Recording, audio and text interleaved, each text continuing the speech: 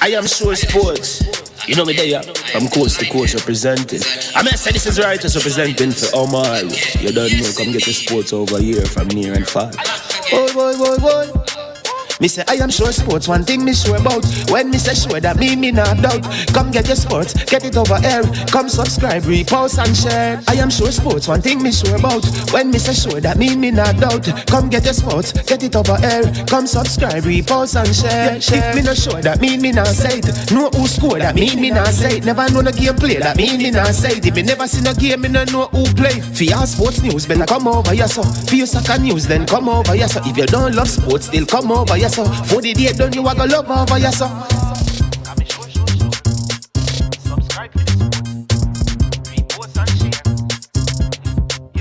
So when it comes on to behavior concerning football, Jamaica is decent.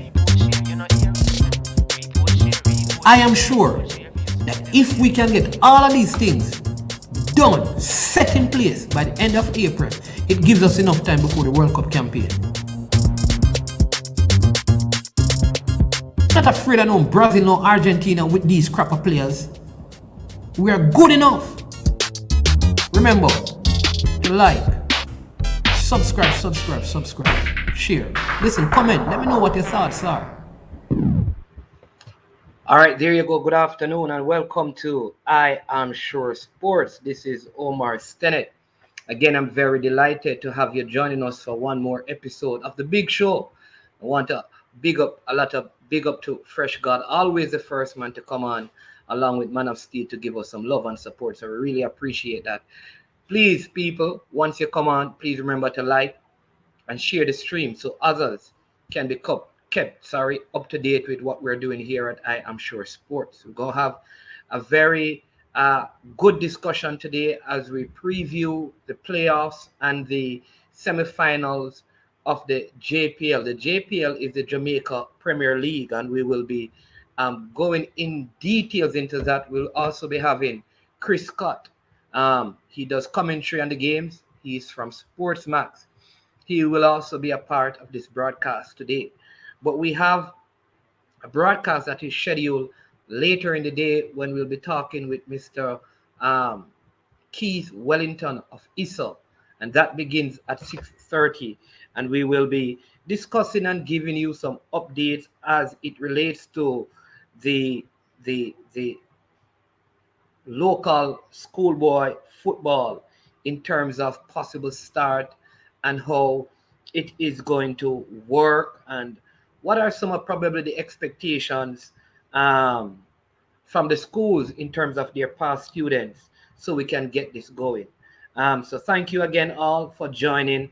It promises to be a very intriguing and interesting show today. Just to hear the views, like I said, as we preview the semifinals and the playoffs of the league. Also, want to give a special shout out to all the nurses and doctors all across Jamaica working right now, porters, hospital administrators who are out there working assiduously and diligently to help us stay alive in this time. It's a pandemic, and it's a very difficult time for many of us, but we have persons out there on the front line, and they are putting in hard work to ensure that when this is over, we can, stay alive and be in good health. So big thank you to every single one of them. And keep up the good work. And we are always glad to know that you're doing your job in sacrifice so many. Big up Demo as well, and Coach Minzy from the coach's desk as well. And big up Miguel, who has joined us. Just to give you a little update on the Europa League game, you know that we have a couple Jamaicans who are playing in the Europa League this season. The first one played his game earlier today, finished around an hour ago. That was Mikel Antonio. He represents West Ham, as you know. West Ham, they won their game by 2-0. Mikel Antonio scoring in the 21st minute, and then Declan Rice scored the second goal. So they beat Dynamo Zagreb, and that was an away game. So very good start to the Europa League for West Ham, and very good going for Mikel Antonio. If the Jamaica um, technical committee and coach could find a way of replicating this form when he represents the local team, the Reggae Boys, how good it would be that would get some of these goals. So congratulations to West Ham, and in particular, Mikel Antonio, who scored. Also, Kemar Roof, his Rangers team. The Rangers won the Scottish Premier League, so they qualify, having been knocked out of the Champions League qualifiers. So they have qualified for the Europa League, and they play. Their game starts at 2 today, and they will be playing. They will be playing Leon. Kemar Roof is not in the starting 11, strangely. Um, he's on the bench for this one. So that's kind of pretty strange. But yeah, let's see. Let's see what will happen. Let's see what will happen with the game, and yeah, wishing them all the best uh, in their game. Hopefully, Kemar Roof can come on and score a goal. So just remember those things. At 6:30 today, Mr. Keith Wellington will be joining. Um, I am sure sports to kind of speak to us a little bit about uh, schoolboy football, in terms of what I know many of us are anxious in terms of what is going to happen with schoolboy football. Is there going to be schoolboy football this season? And if so, what format will it take, right? What format it will take, right? So yeah, that's very interesting time this evening that is planned. Now, if you have been following local football, you'd have heard by now that a couple of players have some overseas transfers. You have uh, Howell, Kenroy Howell of Waterhouse. He's the last one to um, made the transition from the local league overseas. You have him, Kenroy Howell. You have a Johnny Talbot, and you have Fabiki Farkison, and those three players have made a transition. I'm hopefully they can develop their career, get better, and move on to bigger clubs from where they are at. And like I said, we have a couple of guests. The first of which is um, Chris Scott of Sports Max, and he's also Chris. He's also Chris the Sports Guy. He has his own YouTube channel, so you need to check it out and check him out. And it covers a lot of sports. And Chris, good afternoon and welcome. Why don't you tell us a little bit about you before we get into this, so the people can be aware of your channel and how they can go over there and show you some love and support. All right. Good afternoon, everybody. This is actually one of my many workplaces that I work at, which is Mela TV. So you can check me out there. That's where I mainly stay. But on YouTube, I am it's exactly what I am, Chris the Sports Guy. Big up to Demo. Demo, I know Demo very well. Big up coaches this as well. I'm somebody that is a commentator and an analyst for all sports. I've done it for golf, for basketball, for boxing, for netball, for field hockey, for football. The list goes on, but I'm a lover of sports and I'm a sports presenter. So uh, this is who I am. I'm a sports presenter. I'm a sports journalist. I'm a sports analyst, and I'm a sports commentator. You can check me out on YouTube, Chris the Sports Guy. Road to 500 subscribers. Right now I'm at 186. So I know by the end of this year I can get to at least 500. So you guys can go check it out and subscribe as well. And you can also follow me on Instagram right there. Over there, I'm at 823 followers. Road to 1,000 followers by the end of the year as well. So yeah, that's a little bit about me. All right. Well, thank you, Chris. Very, you see, what I don't have those big kind of introduction for myself, I'm just management. That's all. So big up. But as you know, Chris does a lot of commentary on the JPL. And he probably has watched every game. I mean, I may have missed out on a couple, especially with the ones that were not carried. On the Fridays when they had the 3 games, the first game sometimes are not carried. But what do you make of the league this season based on your vantage point where you watch the game from? What is your assessment now that the regular season of the league has been completed? I just think that over time the teams got so much better. A lot of the teams that were in danger have gotten so much better over the course of the season. I think the season has improved. One thing I loved about the season is the introduction of a lot of young players. We saw Kwasa Chang, Kasim Priestley, Ajani Talbot there. Of course, the man who has stepped in is known, Rudolph Speid, known to plug in a lot of youngsters. You see Dwayne Busy Atkinson, you see Shaniel Thomas. There's a lot of youngsters that have been introduced this season, and I'm actually very, very impressed with what they've been able to do this season. A lot of them are in the playoffs, so the experience might be a little jaded, but I know a lot of these coaches are used to being in the playoffs, so it's not going to be a difficult transition. But I like the introduction of the youngsters. The talent has improved over time. We've seen some spectacular goals this season. A couple of them coming from Cavaliers, a couple of them coming from Mount Pleasant, a couple of them coming from Harbour View. And some of these goals are coming actually from these youngsters. So I actually am very impressed with what I've seen this season. But the one problem that I have this season is the artificial turf up by the Captain Horsburgh Center of Excellence. There have been a lot of complaints in terms of players spraining their ankle.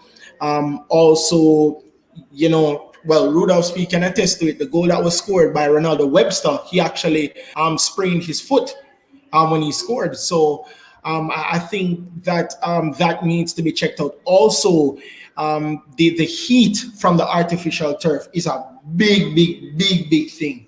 A lot of times, a lot of these players have to be cooling down their boots because of the heat from the artificial turf. So that's one thing that I notice in terms of a disadvantage, but it does not reduce the skill of the teams, the determination of the teams, and what I've seen this season. And I'm really impressed with what I've seen this season with a lot of these teams. Wonderful. And is there a player that really impresses you, or a couple of players that you're impressed with? Or is there a club that you're impressed with, a team in terms of their play, or a coach, or you don't want to call any names? You understand? I don't want to be biased in terms of a coach, because if I probably tell you who the coach is, I know that Rudolph Speid would not be happy with that. But I'm really impressed with Tivoli Gardens. Let me say this though. I don't think Mr. Speid would mind, but he's muted. I know, I'm just pulling the strings. But I'm really impressed with Tivoli Gardens. I think that Coach Philip Williams, what he's done with that team, many persons, based on especially the first half of the season, never expected Tivoli Gardens to finish that high in the table. Some persons didn't even expect them to qualify for the playoffs, and they're now in third position. They could have been They're in fourth. They're in fourth, right? They could have had that automatic qualifying spot, but I think that they just missed out on that qualifying spot, and that's unfortunate. But I think Tivoli Gardens really impressed me. The first half of the season, I was very impressed with Akwasa Chang from Harbour View. He was on fire the first half of the season, was scoring goals. But one particular player that I'm very impressed with is not even an attacker and a midfielder, and that's Dean Pennycook of Tivoli Gardens. He's one of the best defenders in the league, bar none. And I think that at your opinion. Yeah, my opinion, I should say.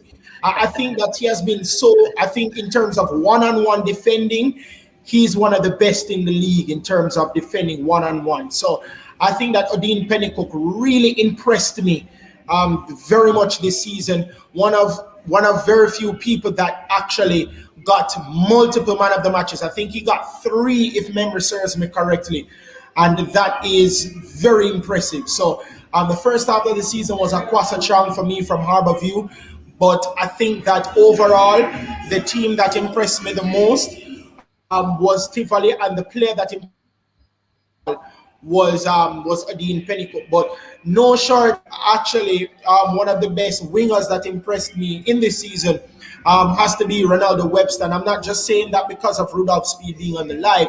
I think that on that right hand side, he has been very impressive and very dangerous, especially in the last couple of games of the season, last half of the season. He's really showed his skill, and he has gotten a goal for his troubles, even though he was injured because of that. But I think that he's been really impressive. But there are a lot of youngsters that have impressed me. Dwayne Busy Atkins, like I've called them before, and those have really impressed me. But Odin Pennycook, man, he's been a stalwart in that defense for Tivoli, and that's why they've been so resistant defensive wise, Tivoli Gardens.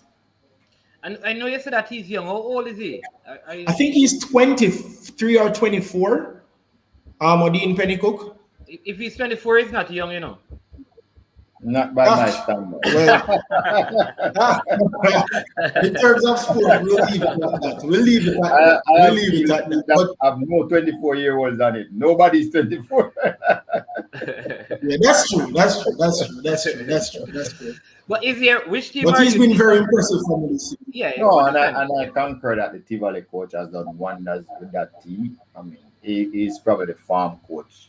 I agree. He's probably the farm coach. I mean, he has done extremely well with the team that he has, and he's a student of the game. I expect him to do great in the playoffs too. But let's see. Yeah, we're gonna get to that. But let me find out from you, Chris. Is there a team that you're disappointed with? A team Dumby Holding.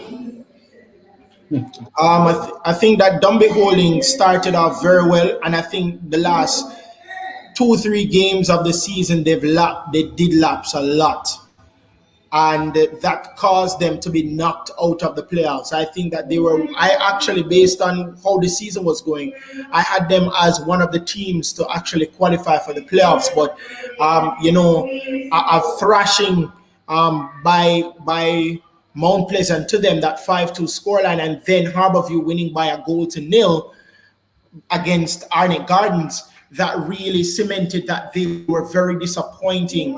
Even without a man that was marshalling Dumby Holdings the middle of the park in the court, Christian, it really could not steer them to a playoff. And they were very lively. They were a thorn in the side of a lot of big, quote unquote, big teams, especially last season. So I was expecting them to improve, but they were going to qualify for the playoffs, but they just stumbled very badly towards the end of the season, last 2-3 games. And then with the result of Harborview beating Arnett Gardens by 1-0 with that wonderful and powerful Lovell Palmer free kick to settle things, I think that they're the most disappointing team for me. Really? I think Portmore is even more disappointing than Dumby Holden. I think the reason why I don't necessarily put them, because they're right up there with me for Dumby Holding. The reason why I don't put them as the most disappointing team is because, with a lot of teams, no matter how much members you retain, changing a coach and changing a system was always going to be very difficult. And they did so towards the end of the season, and that coach did not get the results they wanted. He didn't get a single point in all of the games that he coached as a Portmore United coach, Garnet Lawrence. So even with the transition, because Dumby Holding did make a transition in coaching staff, they did make that transition, and they didn't fall off completely. They were still in the hunt for a playoff. Portmore, immediately as they changed coaches, they began to fall until they were knocked out of the playoffs. So I think that Portmore United, I wouldn't say, oh, they have a big excuse, but they have something to say in terms of why they didn't qualify. So I think that's the reason why I put Dumby Holding ahead of Portmore United. Okay, all right, wonderful, Chris. Well, very, very interesting. People, remember, and when you come on, please like the video, share the video, and we are going to get to some of your comments because I see there are some questions and suggestions there. We'll get to some of those a little later on. Just want to remind you that at 6:30 this evening, we also talk with Mr. Keith Wellington of ISO to discuss, the possible restart of schoolboy football. So join us at 6:30 this evening, Mr. Speed. Yes, Um, sir.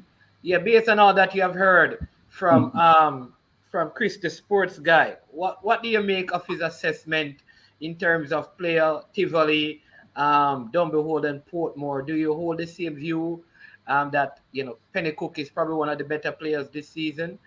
That Dumbehold and more disappointing than um, perennial um, finalist, semi-finalist Portmore with this what you call excellent leadership in terms of management and stuff.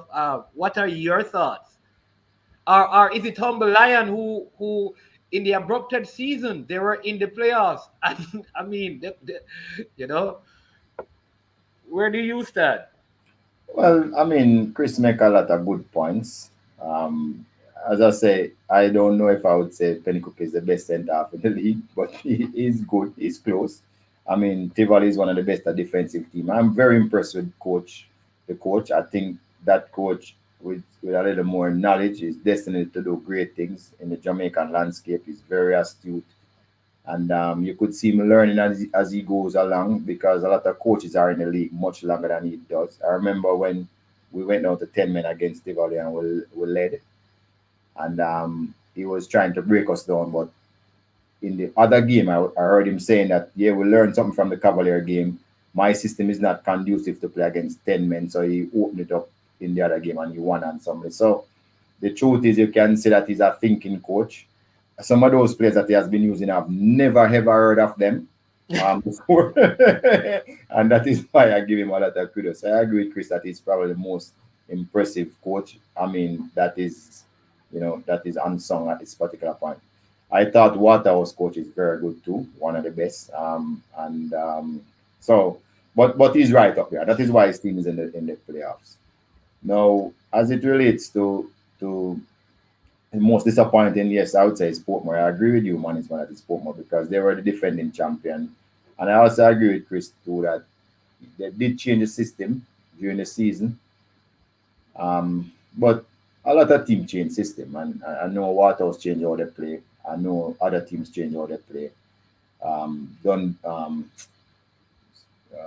Mount Pleasant change how they started out. So the truth is that if the system is changed, that by itself shouldn't affect it that much. It should really be a case where if you change the system, you have the players to play it. If you're trying to change a system and you don't have the players, then that is where the problem comes in. So yes, there's also the thing about inexperience. So the Portmore coaches have run up against experienced person.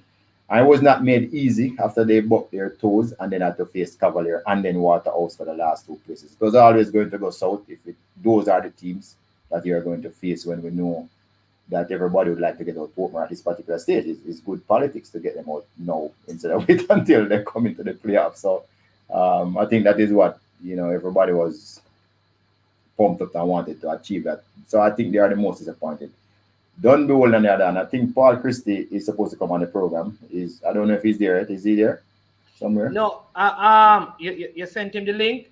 Yes, so you could Okay. just ask him when he comes. I don't want to take away Yeah. anything from his comments. So when he comes on, you could just ask him why he did so bad. Because I thought that Don Dolan, I mean, this is what Chris is saying, has actually the best team, man for man, in terms of experienced players. If you look at their roster, you would have said they are one of the favorites. Not to make the playoff is a big, big disappointment. I mean, just look at the players at the board. Keith is well, Tremaine died. Condolences to Tremaine, but Keith they didn't have Simpson. Errol Well, he was. Simpson Yeah. who didn't play. They had Errol Stevenson on the bench in the last game. They had they really had a lot of players who are season campaign. Fabian McCarthy came on at the back Even end of the yeah, season as came well. in. They had 100. They had they really had a really 100 is good Mark Miller, people. mark. Yes, Yeah. they had, yeah. They have really, Christian. They had a lot of players who can really play. At the back, they had stability. There is the same centre half player now for both since they came to the Premier League. Is there a lot of experience? James on the right side, so they had Ashani Ricketts. A lot of really good players in their roster. If you compare them to other teams like say at Tivoli, where you probably only know half the players, are even Cavalier who had to rebuild from scratch, or you could see that they, with that amount of experience, you would have expected them after faltering early in the season and start to pick up, they would have carried on. But in the last two games, it was really terrible, and they didn't make it. So, yeah, Chris is really on point for most of his team except for a couple differences Yeah. that he pointed out. I think, and then for me, I think the surprise scheme. I am not surprised by Tivoli per se. Um, the reason is because they have always been a very doggy team. They don't lose a lot of games generally. I think the team that I'm surprised by is Veer, because Veer finished they were at the bottom of the table in the last in the the abrupted season that we had, and for them to even make the playoff with basically the same set of players is really, to me, a major surprise, because I think the major additions would have been Ricardo Campbell, the goalkeeper Kadeem Dennis, Ricardo Dennis. Ricardo Dennis, and Lamar Neal. I think Lamar Neal, Yes, Lamani who came over from Arnett Gardens, Granite Gardens, yeah. And the left right? back. And the left back too. I can't remember what his name is. But they had a guy named Brown as well who was at Reno, Yeah. who The joined them. central midfielder, yes. You're right. So I mean, but they kept a lot of their players, and so I think they are the surprise package, and so it's a very interesting, I think, interesting player. So for those of you who don't know, people, like I said, please we're going to take some of your comments when we finish covering the JPL material in its entirety, and then we'll get to some of your comments. So don't feel like we're ignoring you. We are not, but I think the playoffs are very interesting how it is set up. So first and second automatically goes to the semifinal. First place, as you know, is Waterhouse. Second place is Cavaliers. Same amount of points as Mount Pleasant, but Cavaliers has a superior goal aggregate, and so they finish ahead of Mount Pleasant. Mount Pleasant is third, with Tivoli fourth, Veer fifth, and Harborview um, in sixth place. So I just wanted to go back to the Harborview. Remember last week I told you Yes, that Harborview Harborview still. chances is very good based on what I was seeing happening. And they just needed to win because the goal differences for all of those teams that are ahead of them was so poor. I'd said to you, listen, even if they finish on 15, Harborview with a win would bring them to a positive. I mean, Dunbolden was -1. But I never, so even if Dunbolden had drawn the game, they would have ended up on 15 points and Harborview would have gone ahead. So Dunbolden had to Okay. win. So, and that is why I was seeing, and remember, Mount Pleasant was on 15, and I was saying if So Mount Pleasant loses the they game, couldn't afford to lose. Yes. right. So, based on how it was, who was our Harborview man again? Jew? Oh, Who was drainy weather. Drainy Yeah. weather. Yes, yes, Yeah. yes. And I was telling them, don't worry, Harborview will make it because Harborview was playing like out of all the games, they were like playing one of the weak teams, which they were almost sure that they could But you win. know what is so funny in that Harborview game? Now, Ludlow Bernard, as you know, would have worked with Alex at Woolmers and Mm. Amal at Woolmers. So you'd think like Arnett Gardens would probably be easy, and I understand that the dumb beholden people were still at the game, kind of shouting and cheering for Arnett Gardens to hold them, because they needed Arnett Gardner to do something in the game.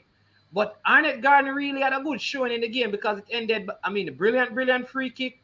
I think Amal Knight, I mean, some brilliant goals were scored on this last weekend. I think that was a good free kick by Lovell Palmer, who just came onto the field, had this free kick, and he hit it so hard that Amal Knight was standing there, and just I don't know if he didn't want to put his hand up because he had a broken finger returning from that, or the ball passed him so fast.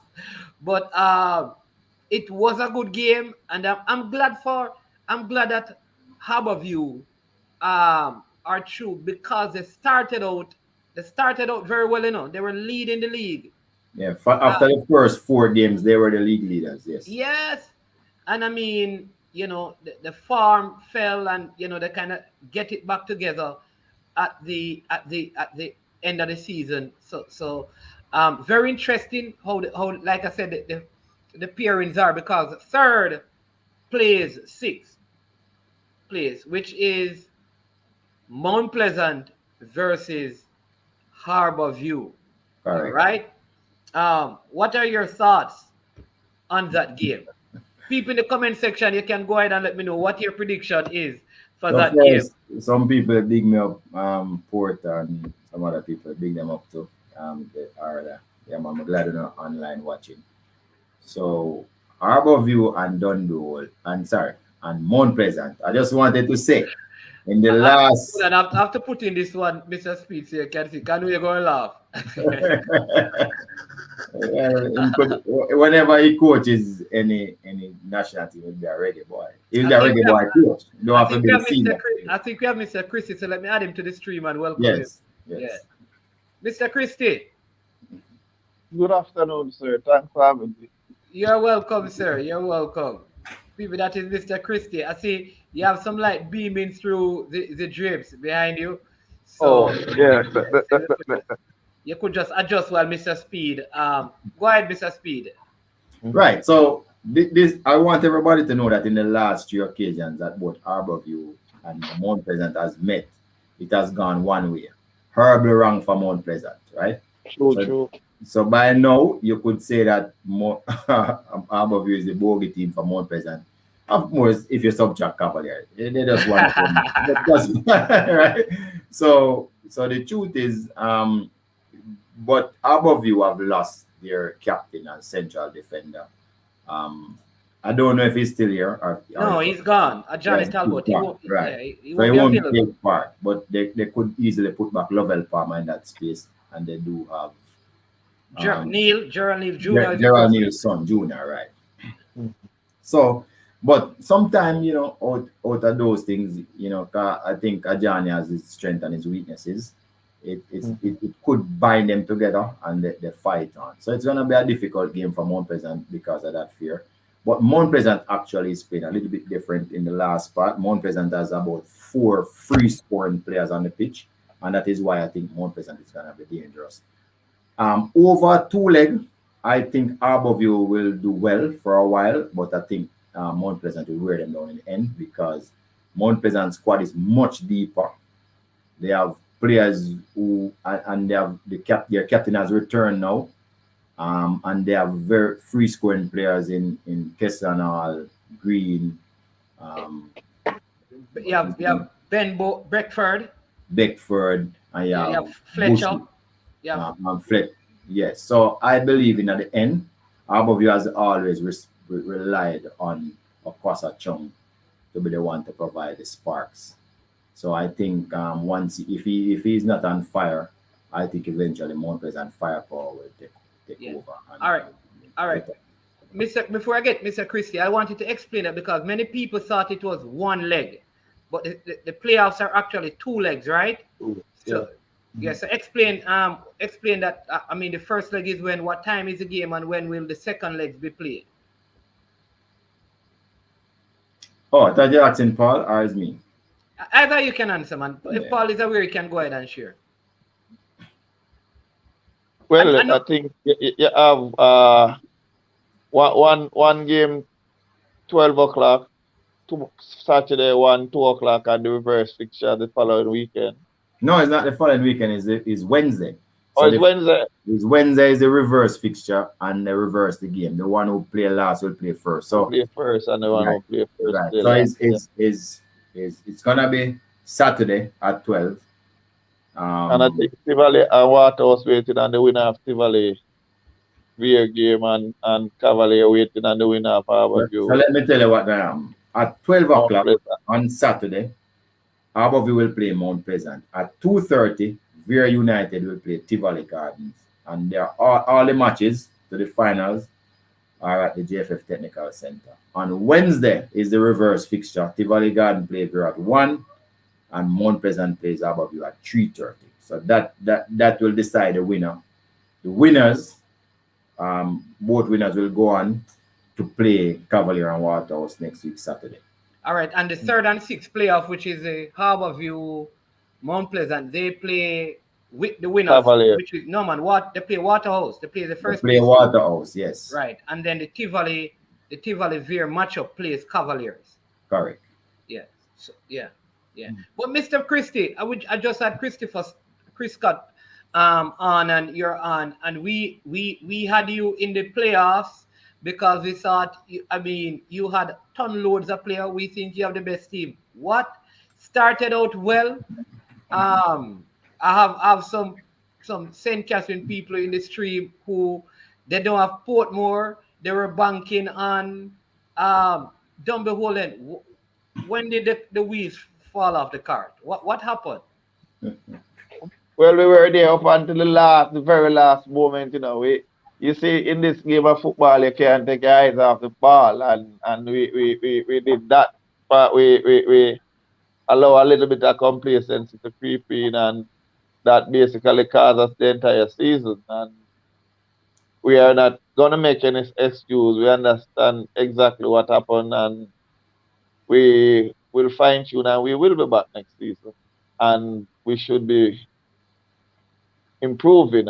And this the thing about this season, I've never seen a more competitive season. So you can't take anything for granted or any opponent for granted. And I think at one point we start because the results were favorable to us. We start basically start counter points before we get them, and then on the game day we were not as prepared as we should have been, Yeah.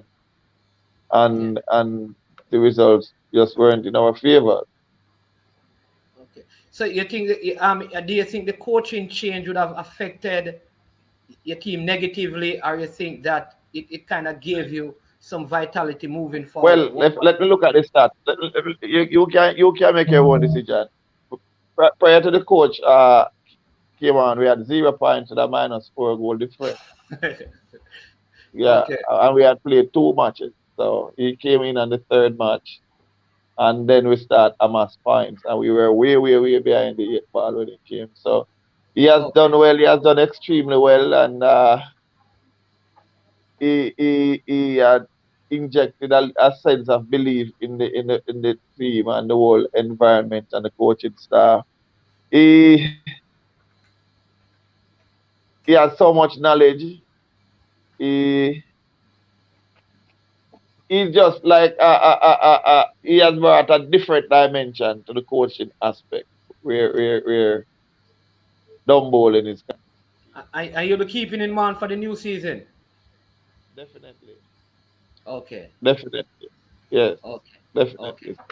Okay. And then and you suspect that for the most part when the league restart you'll have probably the same squad. Are you plan on making additions, or you plan on making subtractions? All right. We have never ever used one squad for 2 seasons, and we have entered this Premier League. And the reason why we are still trying to learn, we are still trying to improve, we're still trying to get better. And wherever we see there's some gaps in our offense or defense, and even our whole setup, we try to have a meeting, ask the probing questions, and we try to fill in the gap as best as possible. So it's very, very likely that we will continue along that line. We'll try to improve so that you might see some adjustment in our Any squad. improvement that your first signing for next year is a man that you play for Mount Pleasant?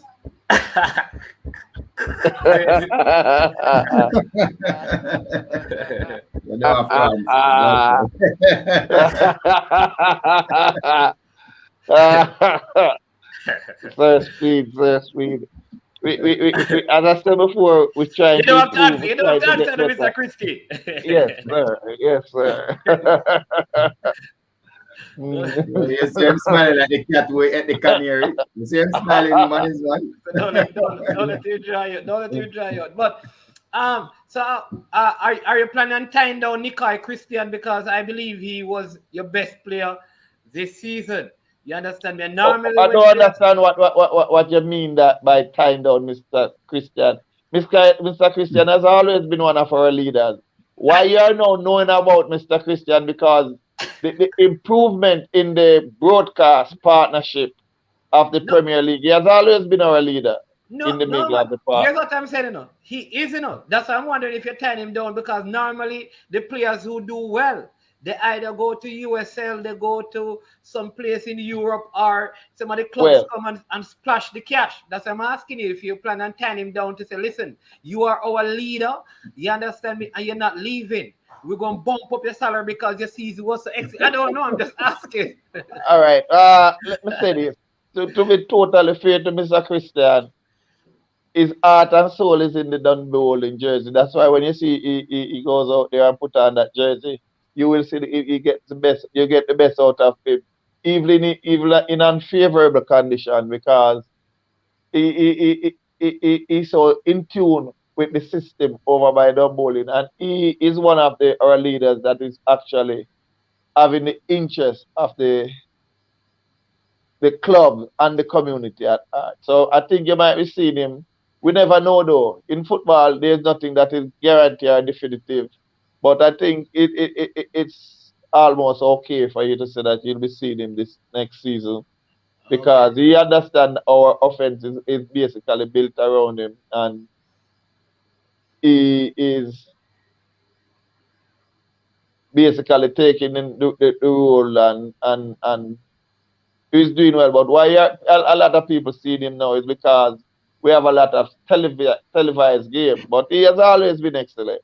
Yeah, Always. man, we know him from his days at Cavaliers, and Mr. Speed make sure he tells us that he used to play for Cavaliers every week. Yeah. Oh, He now he makes sure he plays for says that Dublin every day.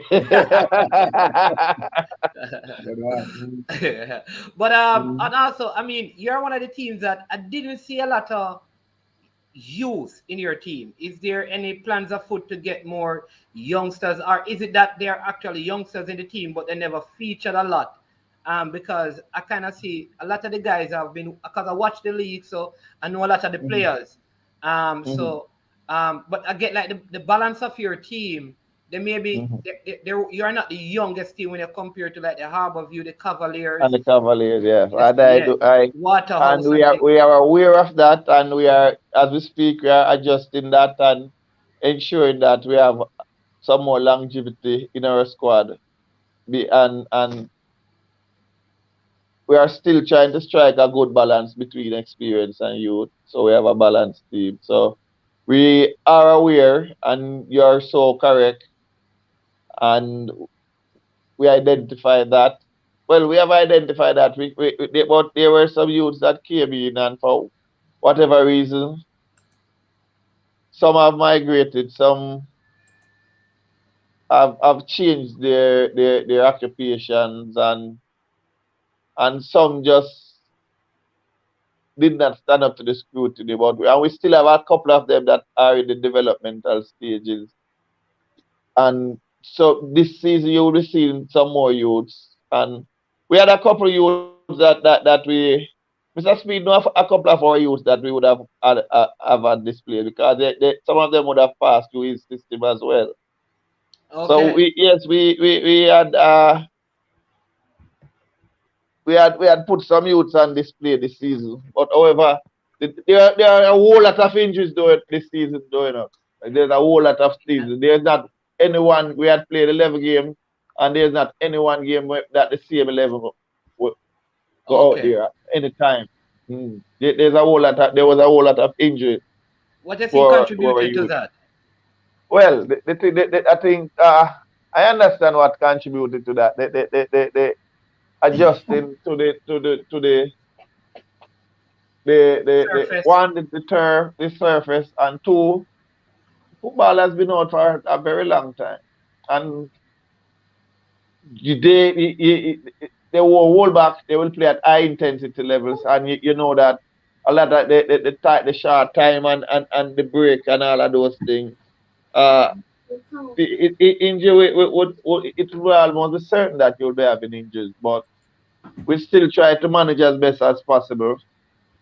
But we're not gonna be here and point out any blame on injuries, because even Mr. Speed over there, he would have had some injuries and he still made it through as one of the top two teams. So what has affected Dunbowling would have affected the entire Premier League. But I like what I see. I am very, very hopeful. I'm excited for the prospect of football. Now more than ever, I've seen more money in football than it has ever been. It just it to me personally, it's one of the best time to be in football in Jamaica now, and we have to just continue work and try to improve and try to maximize on the opportunities that will be presenting themselves, and we should be okay. Yeah, so someone is asking you a question, Mr. Christie, because this guy, I mean, he started to get on farm and then he just disappeared, as usual. Oh, that Mr. Reddy Rodave Murray. Murray. Oh, what happened? All right, we have. If you remember, already his last game was at Mullines. Just as he scored, they had to take him off on a stretcher. Same thing with Kimoni Bailey. Simone Bailey is out for the season. We were playing Mullines, and our two were left and right winger, which was Roddy Murray and Kimoni Bailey. As soon as they score, they pick up an injury, and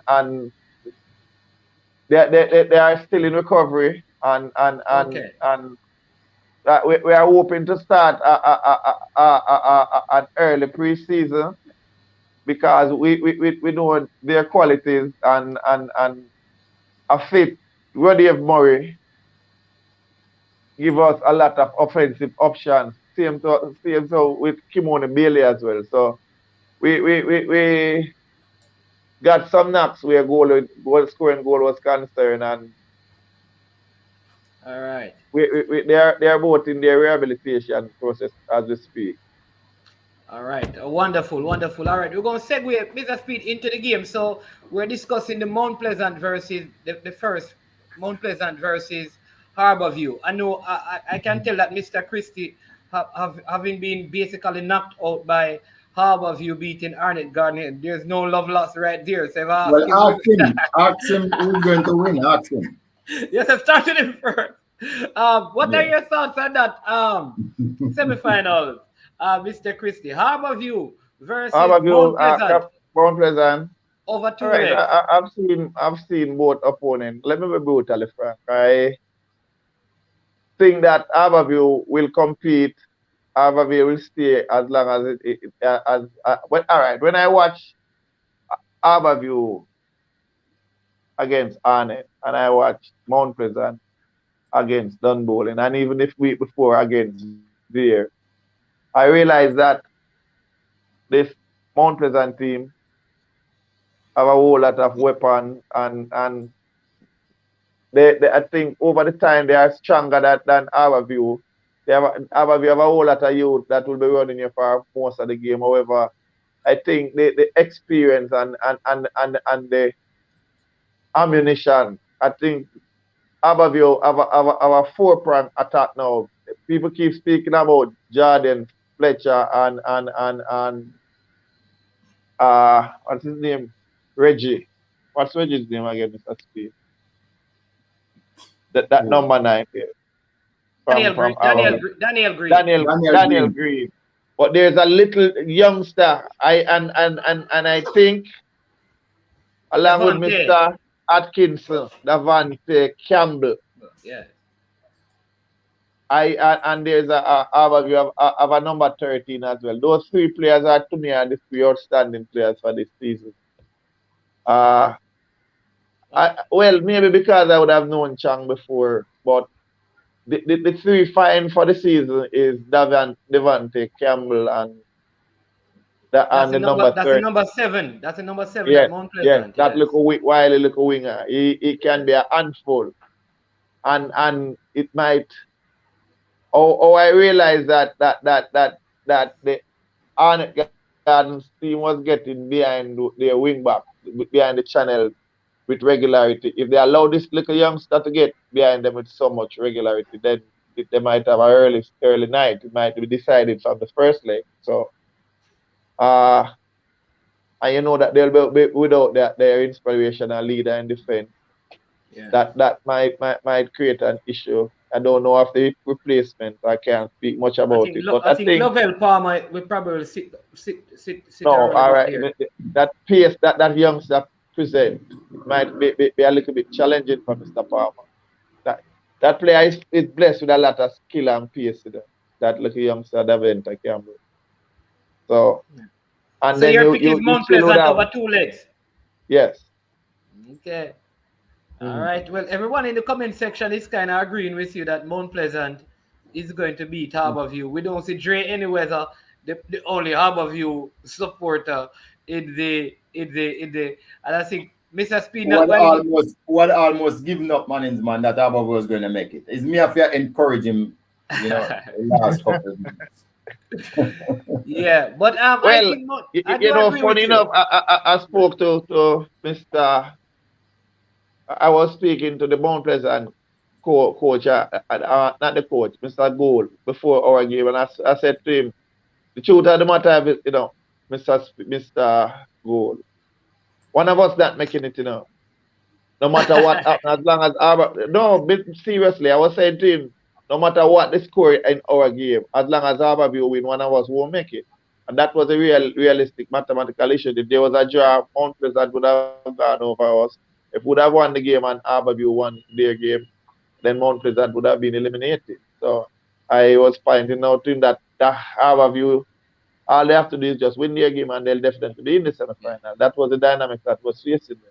That's what Mr. Speed has said the week before. But I do believe that Mount Pleasant, like I said, has too much ammunition. Kevin Isaacs is playing well. Alwyn And Harvey is playing well. and let me tell you about Alwyn Harvey. Well, I have some history with him. He was with I me know, at no man. I sent him up to Dintil, Yeah. So, yeah. So with Jason Leckie, they play for my team down this side, so I know them very well. and Kaim Paris, Mr. Speed know about yes. There you And go. the same Reggie was there as well. And Daniel Reggie Green. would come up there. Yeah. There you go. Yeah. And Skeng. Yes, and Skeng as well, yeah. Yeah, so I can't, I don't remember. Skeng Anton always Rule. get lost. Yeah, Anton man. Rule. Skeng, Anton Rule, he always get lost in it. I don't remember that. I just don't remember that he's also a part of that group as well. Yeah, man, he was. So all of them play Just for my can't team. understand why they lost that season. Why didn't they lose that season with all of those players? No, man, that season there was a whole lot of chaos. As Remember the moment there was a problem with the goalkeeper from Clarendon where Issa had taken some action. no, man, we still had enough ammunition, man. We still had enough ammunition. Believe it. Okay. No, you're speaking of 2017. When there was a lot of issue with the manager, and there was a lot of chaos. There was a game down by. It all went wrong down by Jared Park, not Jared Park, Yeah. Catching Hall. When the manager and the coach. At some altercation over KFC, nobody does it better. Yes, basically, and it all went wrong, and it spilled over on the field, the season just disintegrated after that. Somebody is asking you, Mr. Christie, if Zelana Barnes, then spell it wrong. And Keith Simpson, are they He's still still a player. players? Yes, they are presently overseas, and they, as a matter of fact, as yesterday, I spoke to Mr. Simpson, saying he'll be here on Monday. Zelano Barnes will be here next week as well, and as along with Cleon Price. So What? we should be having some reinforcement in the team. And What happened remember, there? remember, he said they're going to start training early. Yeah. Okay. So he's preparing for another assault on the Premier League the next season. I And can't say also, I can't say there's another assault because there was no assault on this season. Yeah. and also, There's a whole lot of things. management, that other player that I tell you about, again, they are going to have the best squad in the league. I'm done doing Well, if it's the same player I'm thinking about, I hear that player have some foreign plans as well. So I don't know. Maybe. Well, you do have to Well, tell me, so you have the signature. Don't tell me, so just tell me if you have the signature. That's all I want to know.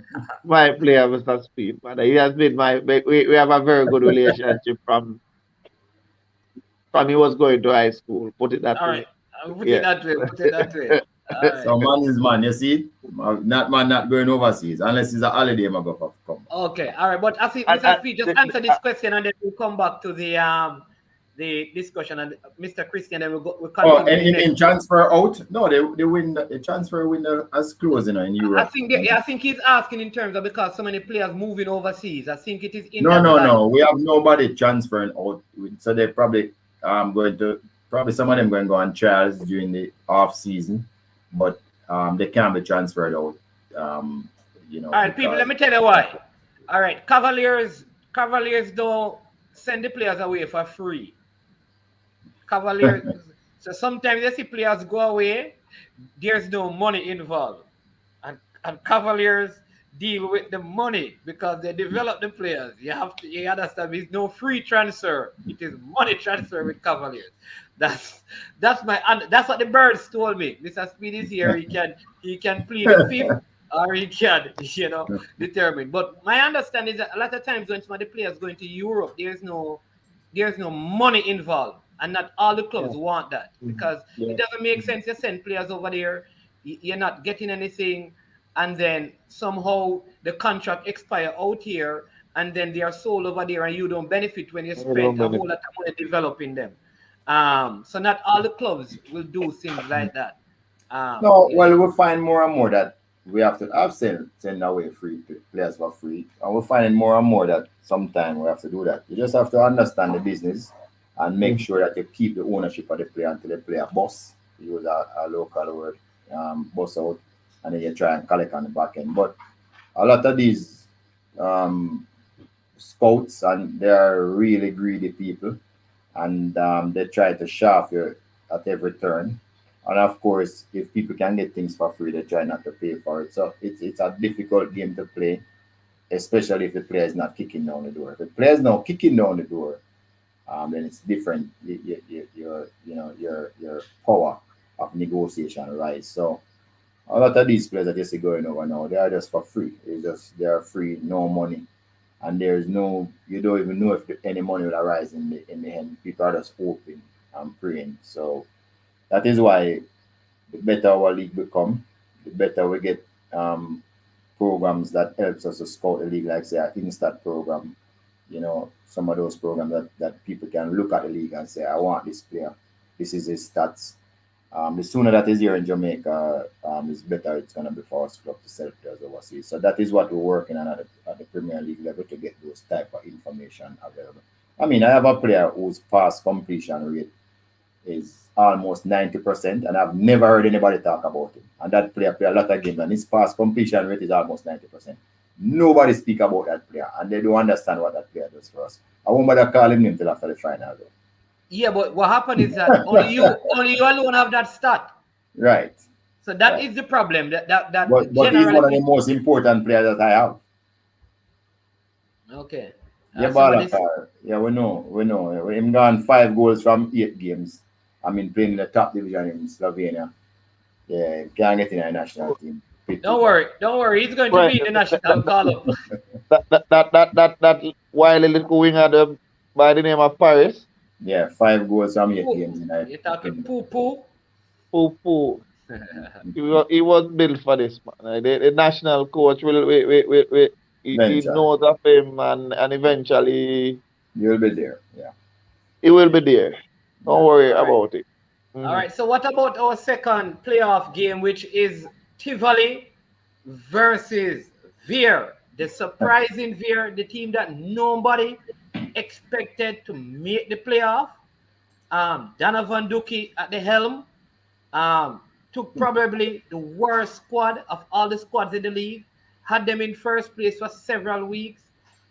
Going up against a Tivoli, the coach that probably has surprised most people, the team that in terms of performance has improved. What are the predictions for that game? Tivoli Gardens versus Veer. The, the, Well, the, I just the, wanted to the say, defensive maestro. right. I just wanted to say, looking back at last season, Tivoli was in the top 6, so it's not like they're coming from nowhere. And Admiral Bailey is still a technical director.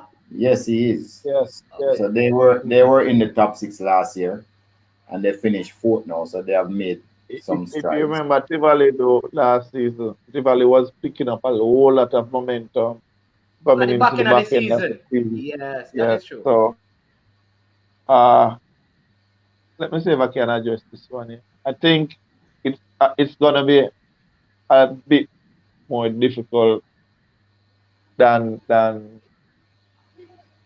one would imagine. And people saying that Vera have no side. Why would they say that though? You see, people underestimate the value of coaching though. You have some coach, all right. You remember one year Alex Ferguson used a team and won the Premier League by 11 points, and the following season that same exact team under David Vise came seventh. Don't even get a Europa League place.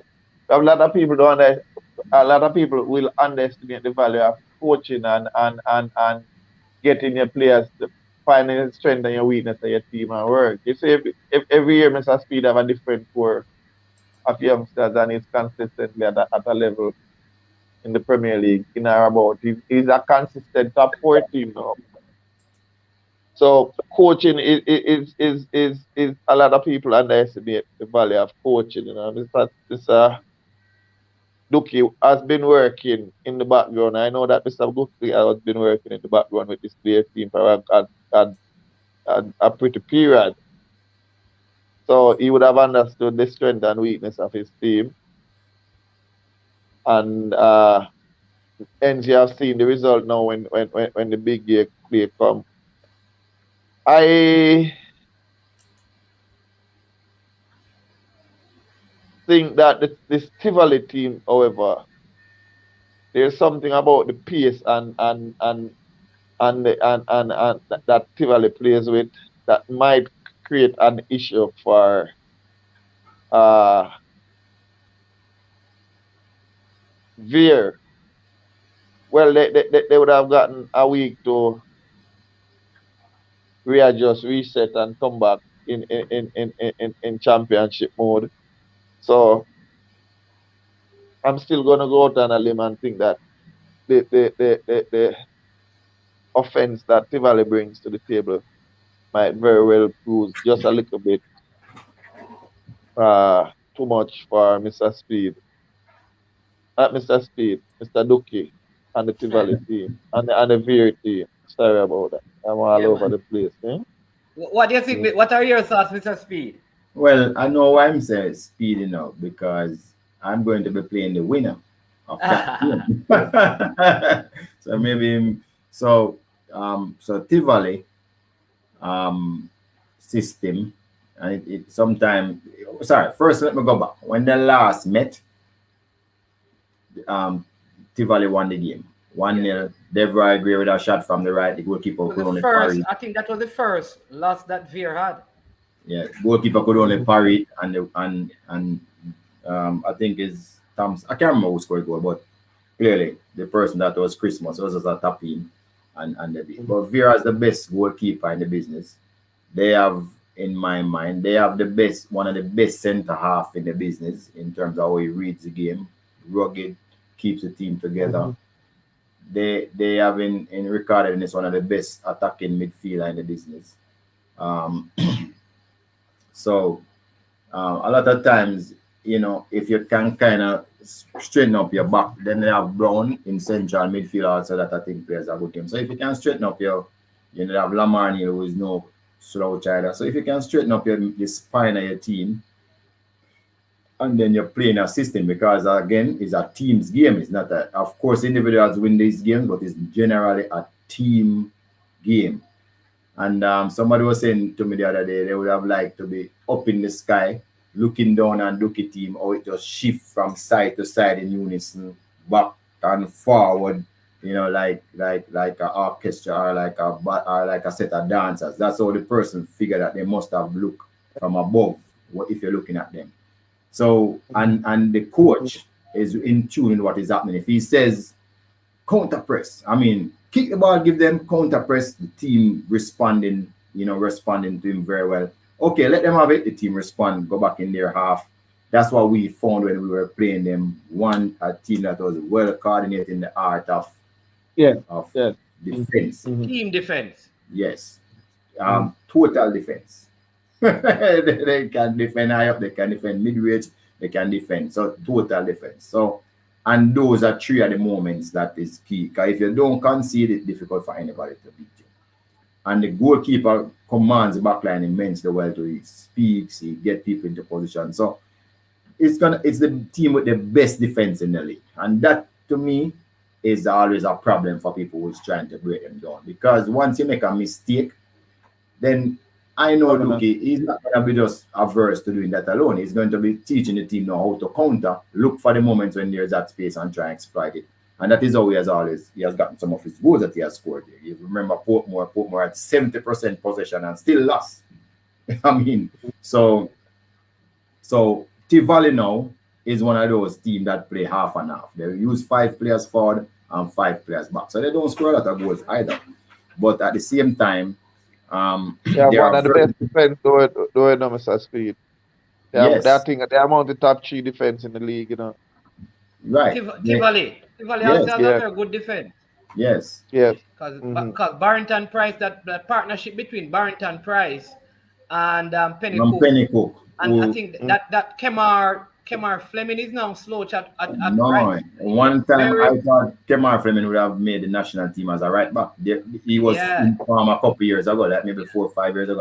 I had a lot of respect for him. And Kevin Garnett is a very good midfielder as well. Yes, he's slowly coming in. And remember, if they want, they can pull Trayvon Reed out of the hat. He's here in Jamaica. I don't know if he's gonna play. I haven't seen him in the last match. That's a quality midfielder. And I mean, they still brought on. I mean, they still have the experience of Teddy Johnson. They have Roniki Anderson who came into the last game. These guys were not playing, but they kind of got a feel of it coming into their own.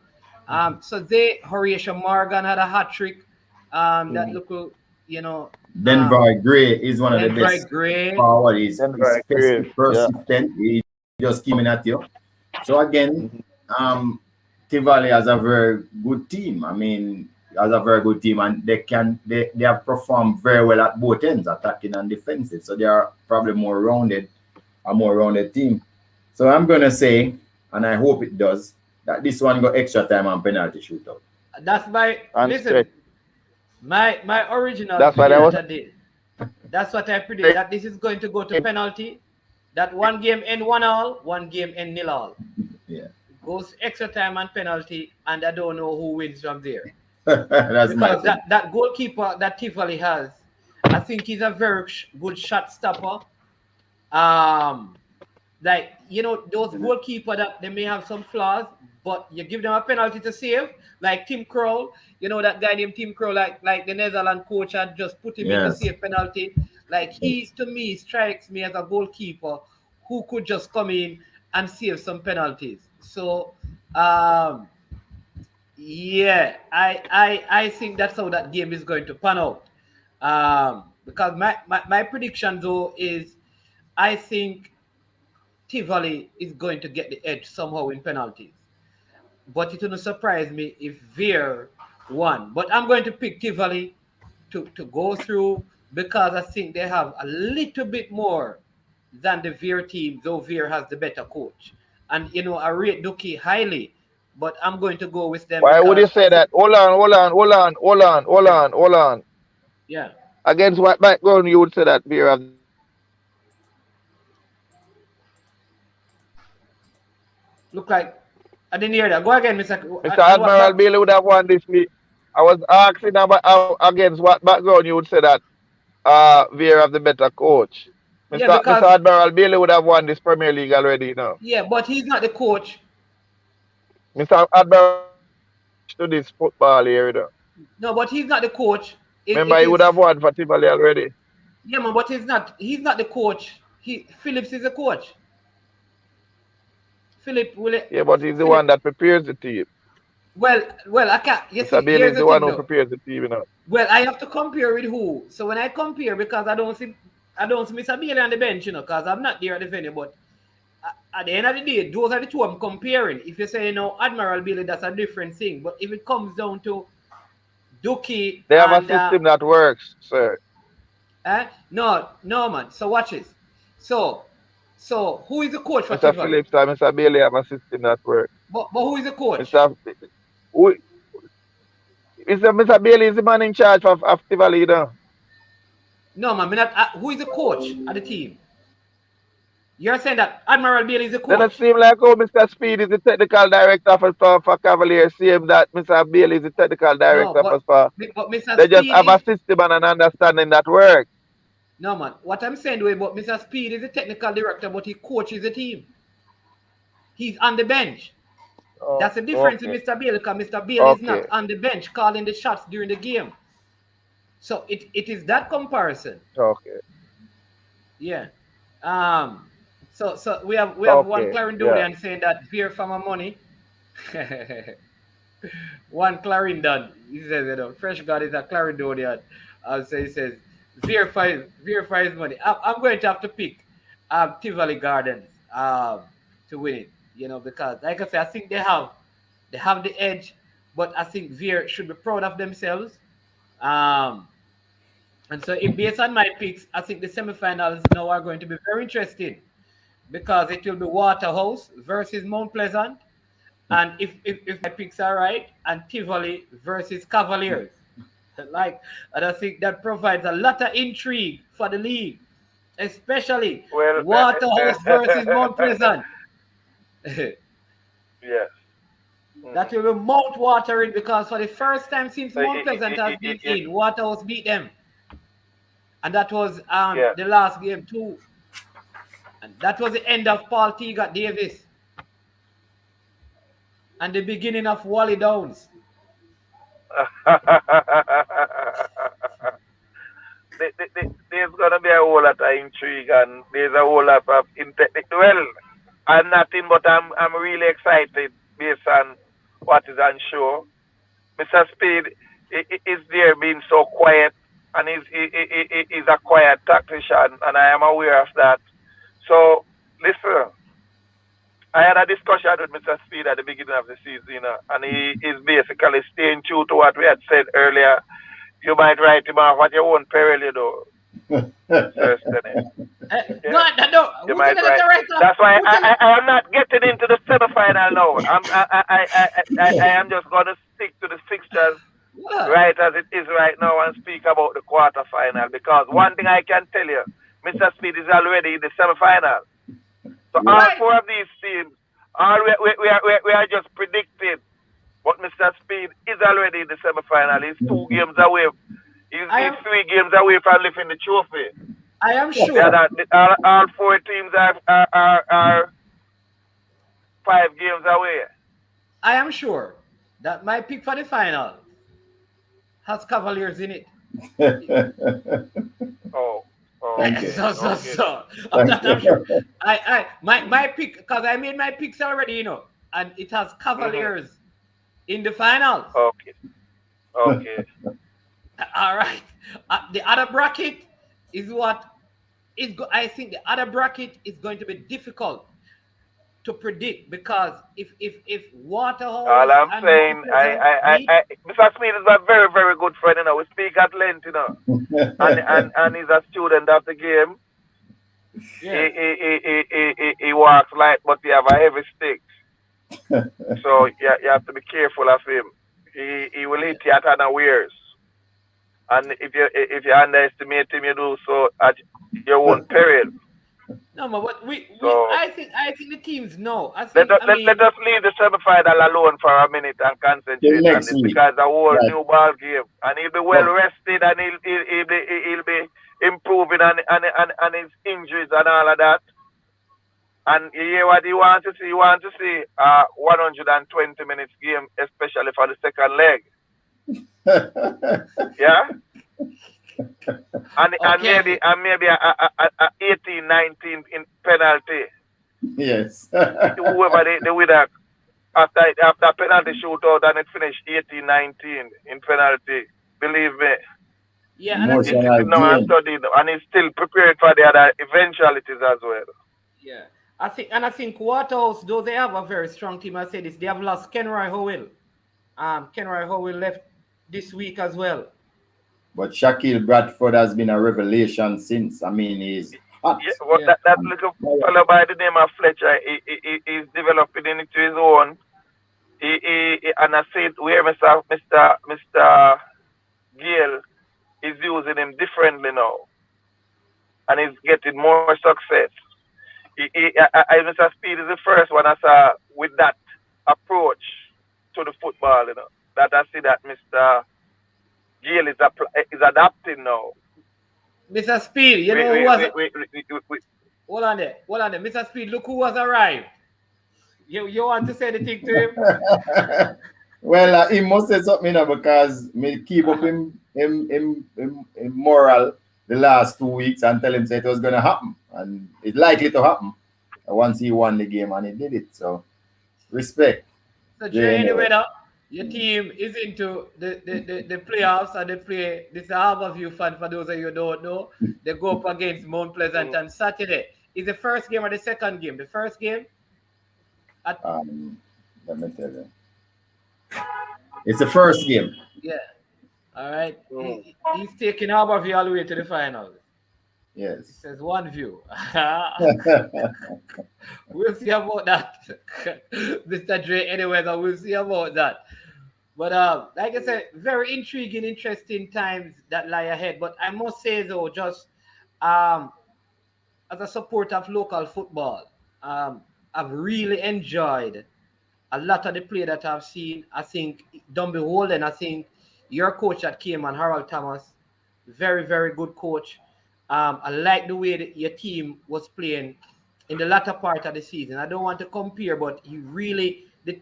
I mean, two of the best team goals that have been scored was that game that he played against Humble Lion. And the team yeah, played the same way for the goals that Mark Miller scored. Two very yeah. good team goals, almost the same set of passes, going down the same channel, and he scores. You know what is funny? One of the goals that he scored against Mount Pleasant as well was kind of the same sort of build-up play. So you know that there's a style of play and a pattern that he has brought into the team. And if you watch them closely, they kind of play that kind of a way. So like for the person who watch the league, you'd have seen that yeah. Go ahead, Mr. Chris, because it's like you're going to say something. Go ahead. Well, I'm just happy to know that we will be having a preseason with Mr. Thomas, and I am excited for the prospect ahead. No, if he gets his way and we can get to prepare the team, get a full and proper preseason, then we should be as competitive as anyone else in the Premier League. Yeah. A lot of people have been, people have been asking, but we understand the logic behind playing all the games at the venue. What are your thoughts on that? The games playing at the Captain Horrell Burrell Center of Excellent. Is there any other place that you think we should look at using a little bit more next season, or we should just keep the same? What are your thoughts on that? All right. I do understand the logic and the limitations and all of that. So initially we were looking at the national stadium. We played a few games at the stadium, but the dynamics is very fluid. So we have to make adjustments as we go along, and we just try to do what is in the best interest of football at a given time. So I do understand the dynamics. Yes, we'd love to be playing at other venues, and in addition to just the dynamics, there's also another dimension that no one speaks of: the pandemic that is up and we're in, and we are still able to go ahead and watch the game that we truly love. So I understand the dynamics. I'm just happy to know that the game that we truly and dearly love is still being played, and we have the opportunity to see some of our local talents and display. We will be improving at the planning level. So you don't write off any venue as yet. Next season, you might very well see some additional venues. And there's a team that Mr. Speed is a part of that is doing a whole lot of planning. They keep planning night and day to try to improve the product and what is actually in the best interest of the product, So I am not worried about what is happening because I understand what is happening, and I see that it's actually getting better day by day. It's improving. You might not see all the improvement all at once, but for the first in the history of Jamaica, all of the bowling fixtures has been televised, all of Cavaliers and the other level team. So Jamaica is getting to be a part of it, of football. Now people can relate to players now and understand, and is a part of the product. And it still have more to improve, and the team is working on getting it better. So as I said earlier on in the show, it's one of the best times to be a football. Never before has so much money has been in football. I can tell you that. So there's a lot that is improving. There's a lot of improvement that is taking place. So Yeah, I hear someone saying that brighter days ahead. Dre Weather saying I'm not in Jamaica, but UWI Stadium is for the Kingston teams and Catherine Hall rural team. So we'll see how that goes and think. One of the other things that I heard that there was some the jersey situation, because the actual gears that we're asking this because I'm talking about fan involvement, because outside of what the sponsors give, it would be good for the clubs in the pandemic to kind of engage their fans. And if, for example, let me allow Mr. Speed to take care of that one, but let me allow Mr. Speed to take care of that question. Right, because if for example they were the original, your designed jersey, because the jerseys, nobody will buy those jerseys. But if there are jerseys, that's one way where a Cavaliers could say, all right, you guys we're gonna have a Zoom meeting for all our fans to come and join, and they probably contribute to the club in their Cavaliers or Dumby Holden, Mount Pleasant, because you can't go to the venue to watch the game. What are you understand me? What is the situation with the gears? I understand that there may have been some gears that came in, but because of what is on them, they could not be used and some adjustment. What is the situation going into next season? And I keep telling you that the dynamics is constantly shifting. So I allow Mr. Speed to deal with it, though. Oh, well, I mean, I can't really tell you all the details because we're not supposed to, but I think the situation has been resolved. So for the new season, you'll be seeing the gears that we want to wear. And that is something else that we need to deal with, the sailor gears, and that will be dealt with too. So that's all I can say for now, because we are so into secrecy. And so you can actually buy replica gears with a player name in it. So if I want a jersey that says Busy at Kingston or Busy, I can get that. Yes. Yes. Okay. That should be in place for the next season. Yes. And if Dre want a Harbour View jersey with Chong in there, he can get it. All right. And charge double price. You want a jersey with Nick Christian in there, you can get it a Dumby Holden jersey. I think that will Yeah. be very good. But I think the clubs have to find a way to engage the fans, because what you don't want is because the fans can't be at the games, and for probably the second season running, at least at the beginning, that they get disengaged. Because the truth is, one of the complaints I have on my channel from persons who watch is that many people can't watch the games. I know, because not every it's on it is not on free to air TV. It's really paper, you know. No, CVM carry the game, so that's free to hear. CVM carry. I've never been fortunate enough to watch one of the games on CVM. I Yeah, don't. they do carry it, yes. Yeah. Hmm. Okay. But that is something that we need to look at, because and then the truth is also that some of in certain rural places, the the availability of CVM. Yeah, that's a problem. Yeah. The idea to have it on free to hear is just not cheap. So we have to look at the best way, because at the end of the day, if we give away all our monies to and don't pay the club any money, the product won't get any better. So we have to have this balancing act as to who carry the game and what is the cost of giving it to the public. Okay, so it's also broadcasting. How about the idea of paying to watch each team game live on their website? Right. So, No. like, if you had your website and you carry the game, like a Harbor View, well, let's use Dre. Anyways, I would want to watch it overseas Well, and watch Harbor View game and pay for it, so the money goes to Harbor View. no, but in this embryonic stage, this early stages, that's not possible. I think last year was the first time that we even own the content. That is the professional football leagues. So it's a stage. So we used to pay to develop the content before. We used to pay to film the games. Now we have that sponsored. So it's a procession, it's a progress which we need to make. And we try to televise the game this year, but we made some money, but not enough. We hope to improve next year. But at this particular time, we wanted to make sure so we keep it tight, and a lot of people don't have access to the games because of what they're trying to do. So that won't happen this year, next year either, maybe in the future. Yeah, I see. Well, it's a fresh guy saying that CVM don't carry all the games, and yeah, he needs all. He wants to watch all the games. But he said, what about But oh, then after that, All the oh, games are on Sports Box, man. They have yeah, one yeah, but Sports no, Box but on that is EVM. We're still yeah, but trying to remember work on sports. it and trying to improve it, as Mr. Speed was saying.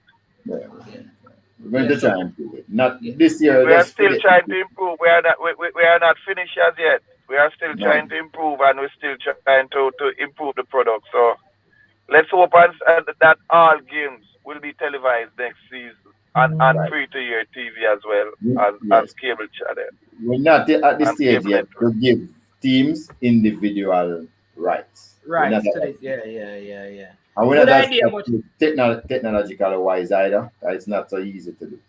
yeah, which is why I was suggesting that even with the jerseys, it would be good that there's one shop, like the JPL shop, where all the jerseys are sold from there instead of each team doing it. You Right. understand So me? what we're going to do is try to get we can afford a shop each, and so we're going to try and get somebody who's established already to do it, because Yeah, we don't want to take that yet on our shoulders. yeah, We have to because I be don't. careful, that's Yeah, overheads and management, and so if somebody will do it for a commission, it's better for us to approach it that way first. all right. One of the other questions I want to ask is, I know there was a suggestion about the new league starting in October, but given that this look, yeah, it don't even look like this league itself presently won't be finished until probably the ending October of October. 2nd. October 2nd it will finish. It will finish, right? So you can't start in October. So No. is there any proposed date There or are a few, but just look at the logistics, and you're going to be out for a while. Just go on, keep on watching English Premier League. We'll be back. Paul is going to start training in October, and he must start training early. no, you didn't say October, you just said early. So you can go and watch some training sessions. I'm going to go over there and watch some training sessions too, because he have some big baller based on me here. Okay, I think Mr. Him Christie, stuck. Him stuck. yeah, it's frozen. But that's and any word on when the playoffs for the playoff for the additional team. That's early October too. I think it was So supposed that's to be going to October be. 2nd. It wouldn't that be a good idea if it could be a curtain raiser to the final, or that's not possible? That would be Well, there's the interesting, or third that would and be too fourth. far. The third and fourth game will play. So again, he would have to play 10 o'clock in the morning. So I don't know if I wonder that I just to have it on TV to have a triplater. I think that would be interesting. it's possible. I think that would be good to That's have the it. game will be played at the technical center, so it's possible. Oh, it's playing there. Yeah, that's where it's gonna be played. Yes. Oh, so that's easy, man. And it's a one leg playoff, right? Yes. One game. Whoa. Whoa, very, very, very interesting. That is the game I want to see two teams from out of the rural area fighting each other for a spot in the Premier League in a one game playoff. I think that is going to offer some level of excitement to the fans out there as Western Jamaica gets Well, prepared. as you know, that the playoff game in the English Championship, they say that's the most expensive game in the world. Yes, that is true. So this is gonna be the most expensive game in Jamaica. That playoff game between Montego Bay United and Wadada, uh, two oh, St. James team. Oh, Fresh God, there's no. I don't think it definitely won't be in October. Yeah, Mr. Speed said there's no definite date. There are dates in mind, but they don't have any one Well, date. it will be this year though. It can't be January. Yeah, so it's somewhere between November and December. Fresh God, you need to go and find out what is going on with your humble lion team. Fresh God, is your coach still in place? You mean he Because might start training early this time? So Because he that has was the come under plan. heavy criticism from the fans, about the performance of the team. Because many persons are suggesting that the team should have done a whole lot better than they actually did. Yeah, all right. We have back Mr. Christie. We have Mr. Christie here. But like I said, a very good season. Um, one of my key addition is I hope the officiating would improve. It seemed to have gotten a little better. I hope it improve, and then if we can have the stats for the players and the league, that would be good. And I'd love to see VAR in Jamaica's football, and I want to see 10 more Caribbean players come and play. Those are the things that would excite me to know that I'm watching Jamaica football at the Premier League level and see VAR. And then there's not a week I'm not seeing more Caribbean nationals. If I see 10 more Caribbean nationals with the 10 that is here, that's 20 VAR, better officiated, and I'm good. And instant, right? It's that, so I can know who the pass, the heat maps and all of those things. What are your thoughts on those things, Mr. So, well, Christie? I'd like to talk to Mr. Christie if he's going to be employing any Caribbean players soon. Or him just don't like him just like Jamaican players. Yeah, what are your thoughts on that? The more Caribbean players coming into the league, Mr. Christie. Well, it will only spell good for the actual product because you know that in Jamaica, for example, here we have a Leon Bailey in England, the Aston Villa. English Premier League, Yeah. and yes, now people usually watch the English Premier League. However, there's not a lot of fans of Aston Villa. Then now that dynamics have shifted because people, even though you're not even a fan, you are paying more keen attention to. I was speaking to the manager for Cavaliers last week, and he was giving me so much information, and he was saying that he knew that Leon Bailey was not playing based and he was following the Aston Villa channel. I say this to say that the I think we lost Mr. Christie. Yeah, I think he's in his car and he's Yeah, moving it's around a moving, little. yeah. Yeah. So whenever you try to make additions to your league, you have to. The cost is important. But imagine we have statistics at our fingertips that put our league in a different category right away because this is not like every Premier League would have that statistics. So It also allow our players to be scouted with real data. So if a coach likes a player, then he has data now to go to his management to say, I need this player to come and play for my team. Also, we're discussing earlier about players being paid for, etc. And again, if a players have this, what is happening is that you see a player from Jamaica, the highlight don't look bad. You want to buy the player, but as a coach and as an investment for your team overseas, you don't want to take the chance. If you had stats to be able to show what the player can do in real time, then that it's easier for them to make a commitment on paying for the player. As it relates to the overseas based players from in the Caribbean, a lot of those countries, even with their most talented players, the players overseas are now cheaper than buying a player in Jamaica because a lot of those players they come for free. While in Jamaica, if you could end up be paying 250,000. There's have been cases where people pay $1 million for player, $2 million for player. So with even an amateur I heard 3 million last season. right, even an amateur player is $60,000. And when you get the players from in the Caribbean, depending on where they come from, even international players, they are free. So that is why that all of that is exciting, and it might not cost a lot of money for you to get these players to come to Jamaica. Remember, Jamaica is the capital of the Caribbean, whether they like it or not. Everybody wants to come to Jamaica. Just like you know, if you want to go to anywhere in the Caribbean, everybody wants to come to Jamaica. So that won't be a big cost. It's just for you to take care of them when they're all right. Yeah. Yeah. Fresh God, what he's saying that this is one of those stats site that people use.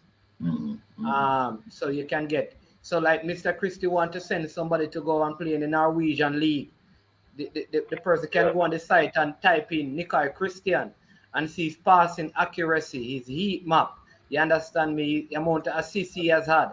I think this would be Miles he run. Yeah, I think this would be tremendous for the league. I think it is something that we really, really need because I think when people start going back to the football game, when that happens, the league should be, I would say, fully professional in all its aspects. Don't just have a professional title, but actually operating. Yeah. But it's also a learning tool for players to understand where they are when compared to the overseas player who they try to emulate. So it's a learning tool. Coaches can use it. Scouts and agents, you're right, near sovereign, they can use it to quantify how good a player is because the eye test that everybody in Jamaica use to see if a player is good or not, trust me, not reliable. The eye test is not so reliable. Yeah, yeah, yeah. And I think yeah, Fresh got correct. It's not really a site; it's an app. Yeah. What? Yeah. It raises Jamaica football IQ too. That is true. I mean, what are your thoughts on those addition?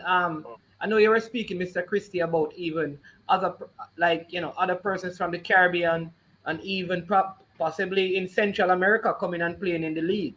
How you think that would benefit the league, if so, or you think that would take away from the amount of Jamaicans playing in it?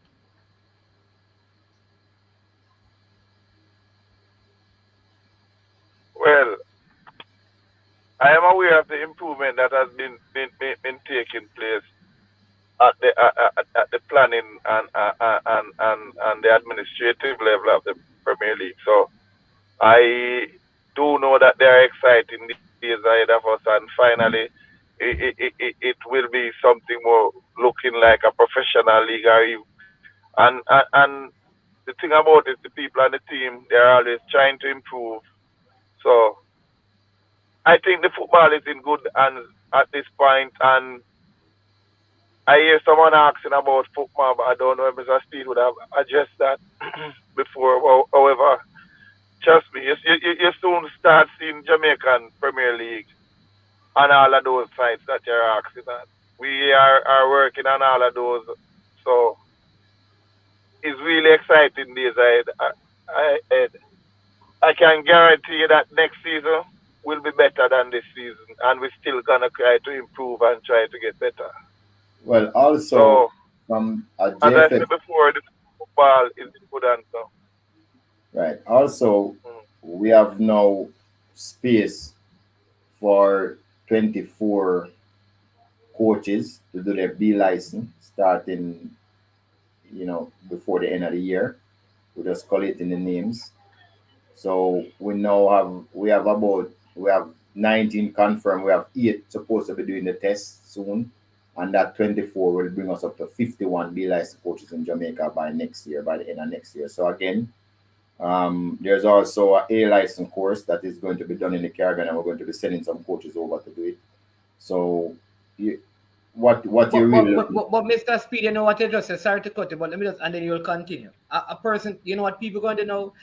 They're going to call me when you go on and say, hey, my name's Money. Are you Mr. Speed said 24 persons are going to be licensed test and 19 confirmed already? You know how much years me out in the wilderness? No, And I didn't. so explain that to them, please. I know I No, just want to explain it. I say, 19. No. 19 persons in Jamaica is already qualified at the B license level.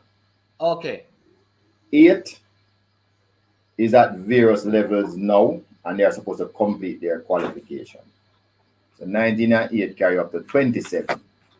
We now have 24 spaces to start the course. So that is what will bring you up to 51. So I'm saying by the end of next year, we should have 51 B license coaches in Okay, I see Jamaica. what you mean. Okay. That will improve. That will mean that each team could now probably have 2 B license coaches. So that will really improve the play, with better knowledge. That should improve the league tremendously. We're also looking at sending some coaches overseas to do a license course. So we'll start to have a license coaches in Jamaica. And we believe with all of those other improvements and these improvements in the know, the knowledge, it's not the qualification, it's the knowledge of these coaches. We should even have a better league. I'm just saying things are in place to just keep on improving the league every single year. Yeah. So what I want to ask you, how does someone be a part of the 24?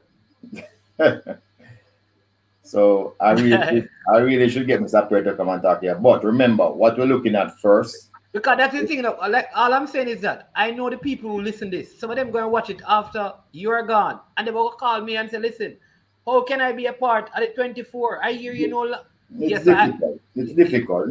Yeah. The first of all, you have to have a See. advanced level 2. Don't bother think you can do it without a JFF advanced level 2. If you don't have it, you're not qualified. So advanced level 1, even if you did a coach 100 million years, it don't matter. That's the minimum qualification for you to have it, right? That's the first thing. Second thing is that any national coach who doesn't have a B license, they are first in line, right? Second, national coach mean you are Those are connected to one of the national- national program. yes, Okay. they're first in line. Then the second in line would be the Premier League club.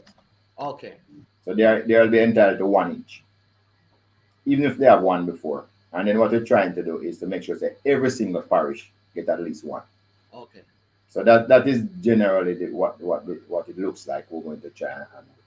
Okay. So we'll spread it right across Jamaica. Yeah. So that sounds like a reasonable enough plan. So the coaching is supposed to be improved.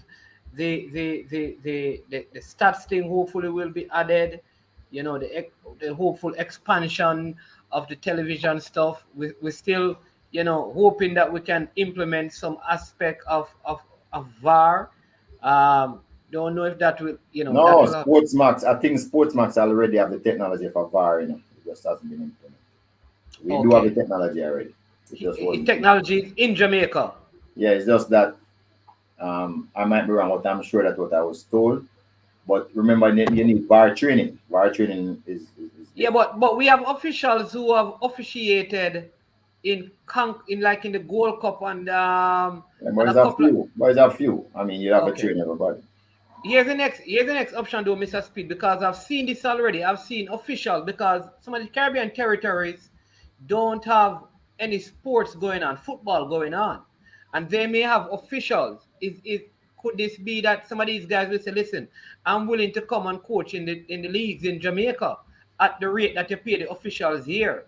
Could that be an option because they are already trained in using the VAR system and they're maybe like a St. Lucia or a Grenada or a St. Vincent? Maybe you have that's a next option that you could say, listen, you're not doing any football. Our league is restarting. You're trained in VAR. Um, you want to come over in the same way we're getting players from those leagues. Because I know that a few seasons ago, there was an attempt to do that, bring in not a lot, but probably one and two officials. I know there was a Trinidadian who officiated in the Premier League out here before. So, or that is something that, Victor you. Stewart. I don't know anything about refereeing. Victor Stewart, you'd have to ask about that. Look him on the Okay, all right. program. I'm a great talk. Okay. We'll try to get, and we need to get Mr. Peart as well to come and talk about the Yeah, whole, I'll speak to him for you and try for next week. yeah, for the whole idea, the whole coaching. Yeah, man. Mr. Christie.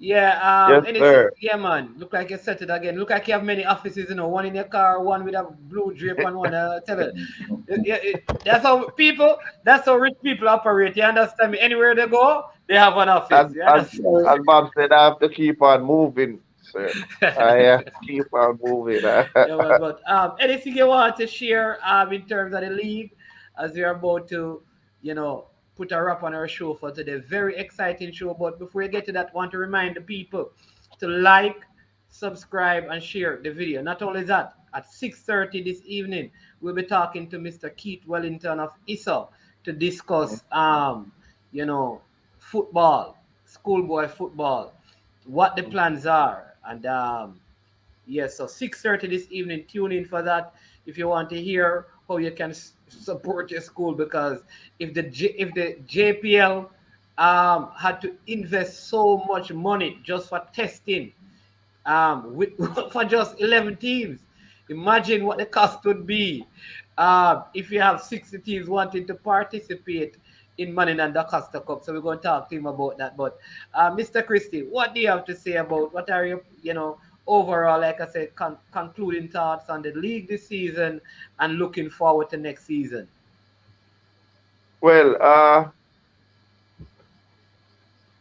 one thing I can tell you, from having been associated with football, this has been the most competitive.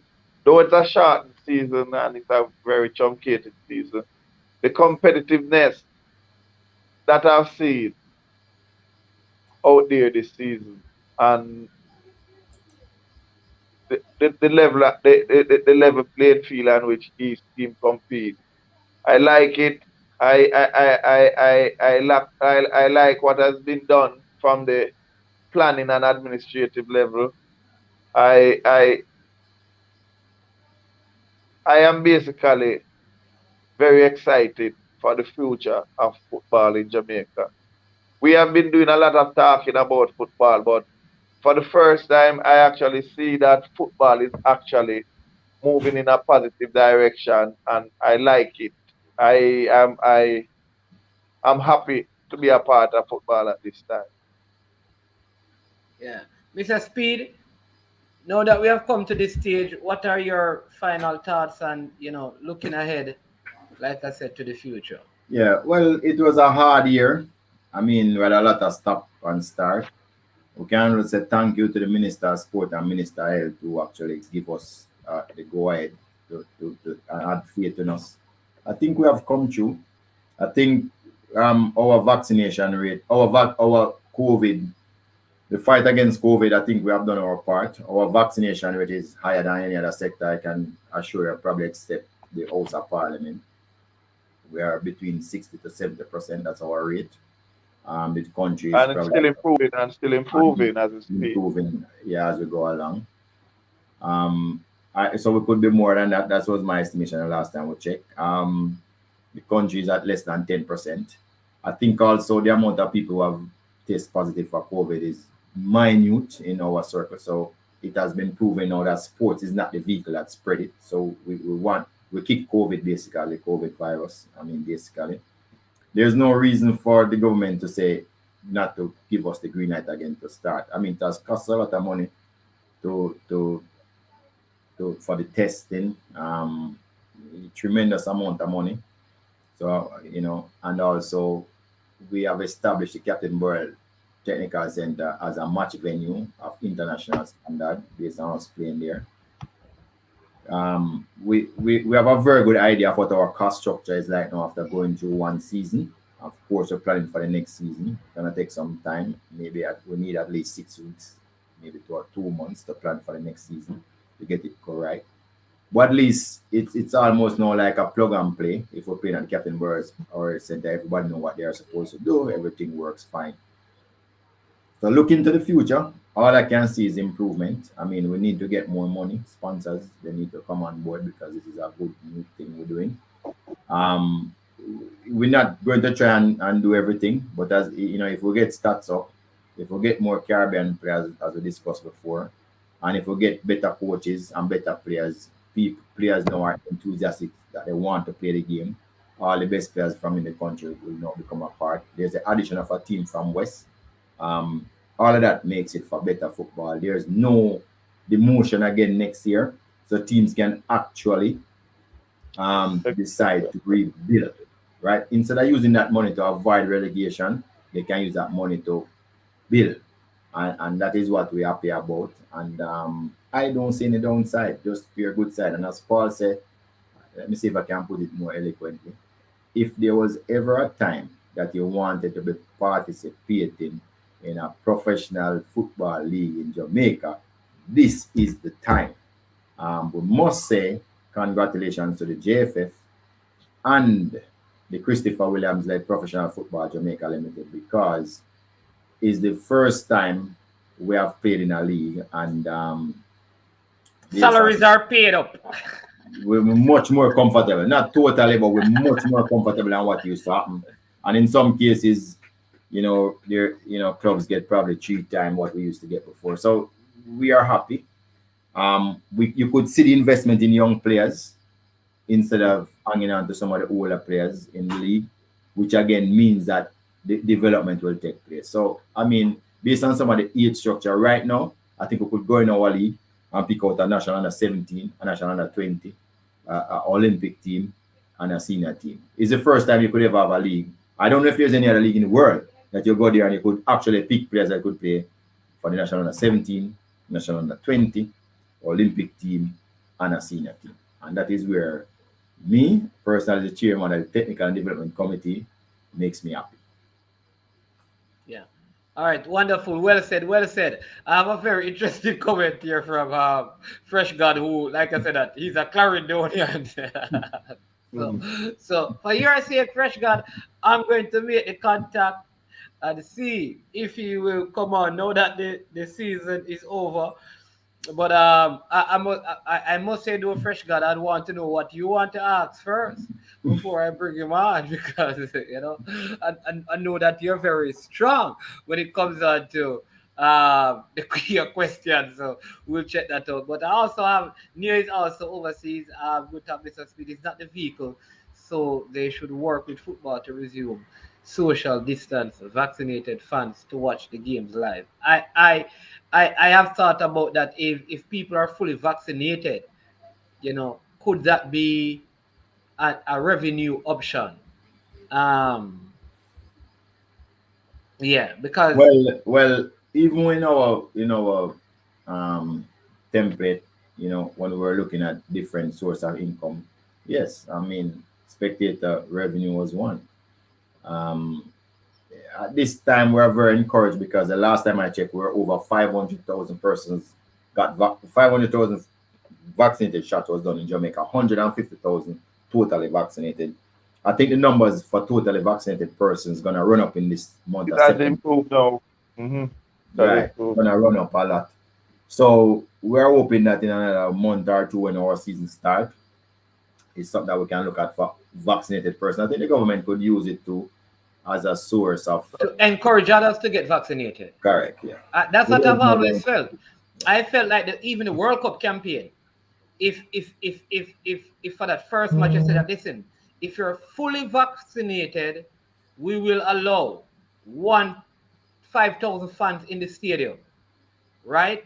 Listen, I think people bomb rush the vaccination. It's like going to the national stadium to watch Jamaica versus Canada is like people who are going up to the embassy to get them visa.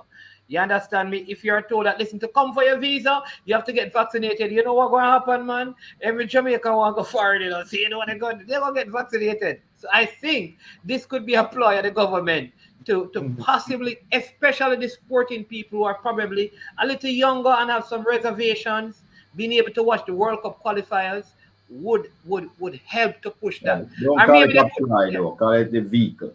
the vehicle, yeah. Or maybe they could even, you know what? I mean, offer the vaccinations early in the morning for the game in the evening. So you understand me? Just something like that, I think would be a great idea.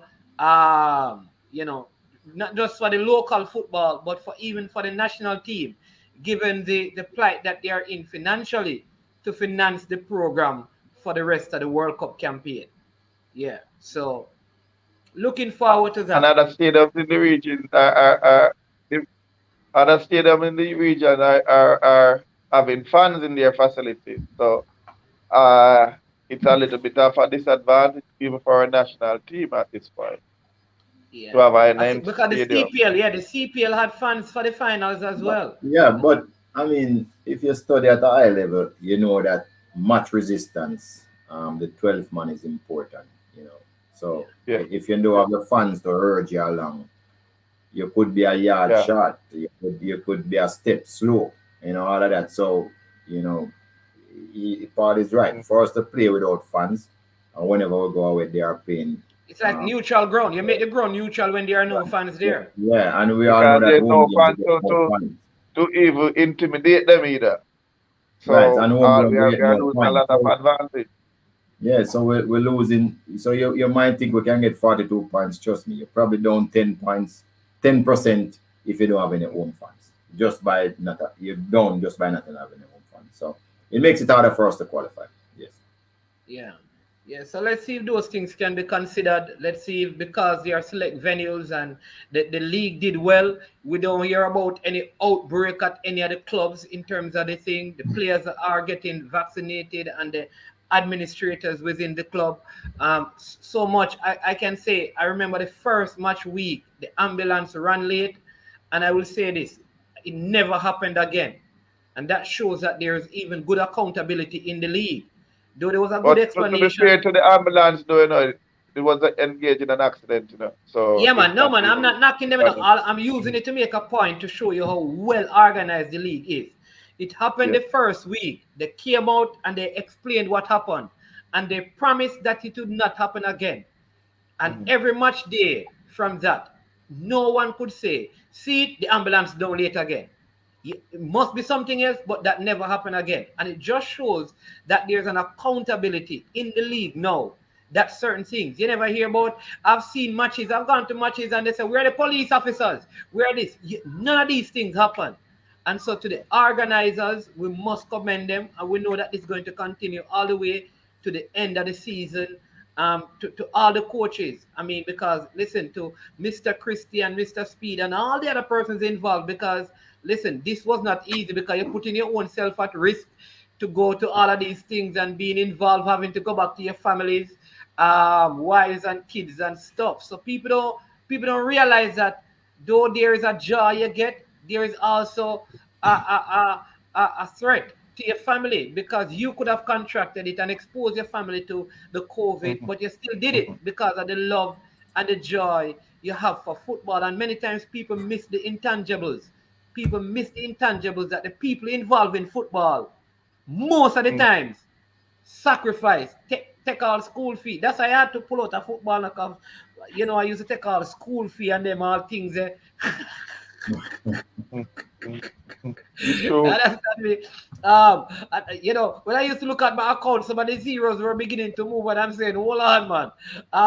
What is called, and it's football. People don't realize that a lot of this sometimes is sacrifice. It is sacrifice. Mr. Speed sacrificing, Mr. Christie sacrificing. You give a man him salary Friday and he come check him back and say, Bridget, me need some pampas, me baby. And you still have to give him something out of your personal money, do you pay him Friday, God? True. And so I want to thank you guys for the sacrifices to keep football going with sometimes the limited resources. And because the profit margins are not high, but you're still doing it for the love of the game. And thanks to all the fans. There you go. This is Mr. Devon Porter. Mr. Devon Porter is a coach over there in Canada. Don't even know Mr. Christie, but Devon Porter is yes, a very good friend from over Canada. If yes, it's but oh, yes, man, that's my, I'm a very good friend over Canada. is And Mr. Speed good friend, you know? yes, uh, Yeah, man.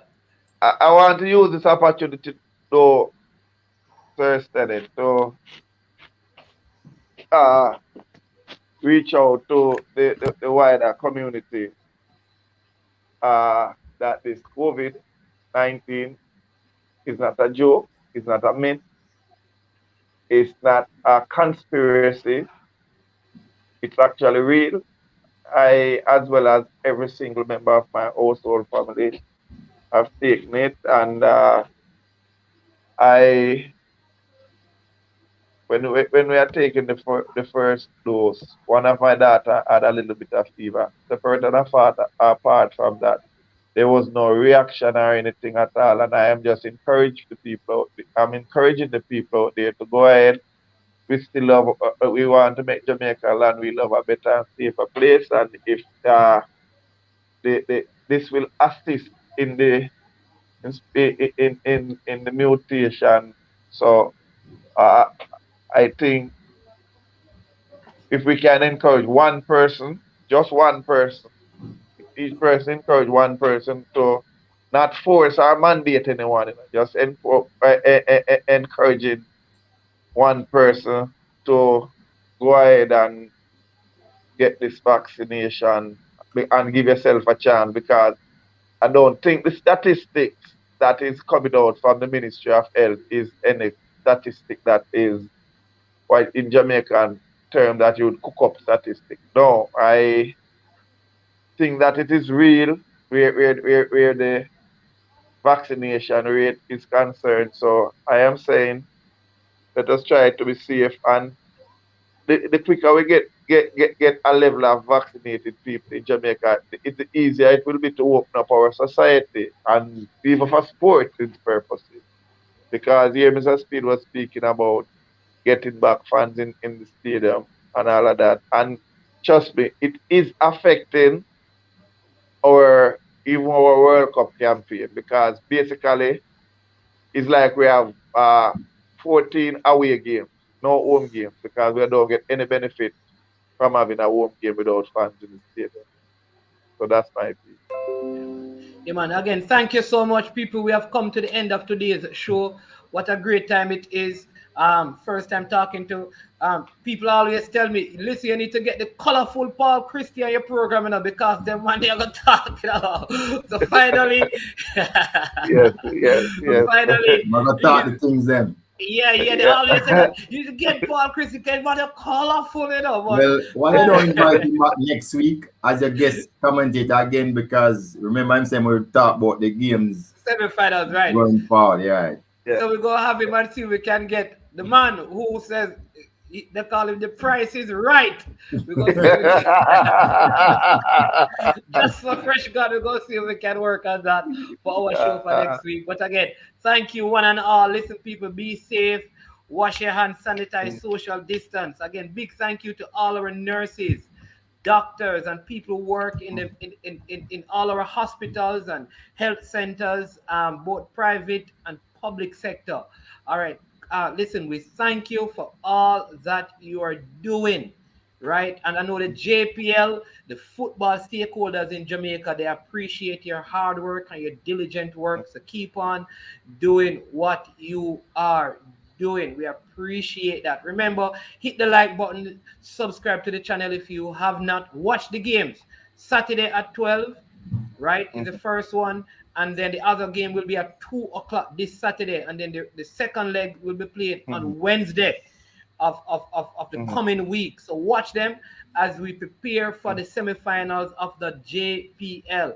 Thank you, Mr. Rudolph Speid and Mr. Paul Christie. To all the persons in the comment section, those who, you know, you're silent persons there, you don't say nothing, you don't type anything, you just listen. You are the better one, because we have 2 ears and 1 mouth. That means we're supposed to listen at 2 times as much as we talk. So you are doing a way a lot better than me because I talked throughout this program than I listened. So you are the better one. So big up yourself. And thank you so much. Enjoy the rest of your day. Join us again at 6:30 this evening when we talk to Mr. Keith Wellington from ISO about restarting local schoolboy football. Remain blessed, one and all. Yo, watch about dog, SK New Erdis, the body out there, Sniper King I represent for I Am Sure Sports. You get to me, I say, when you want the latest news and sports and updates and all of that, check out I Am Sure Sports. You know the thing goes in. Remember, cover the whole island. Remember Kingston, Westmoreland, Galchester, Ocho-Race, Galtigo Bay, everywhere. I Am Sure Sports, check it out for the latest news and latest updates. Sniper King I represent. Where them feel like, ha. Yeah, someone on for the food from young, from where they knee height. I Am Sure Sports. Yeah, dog.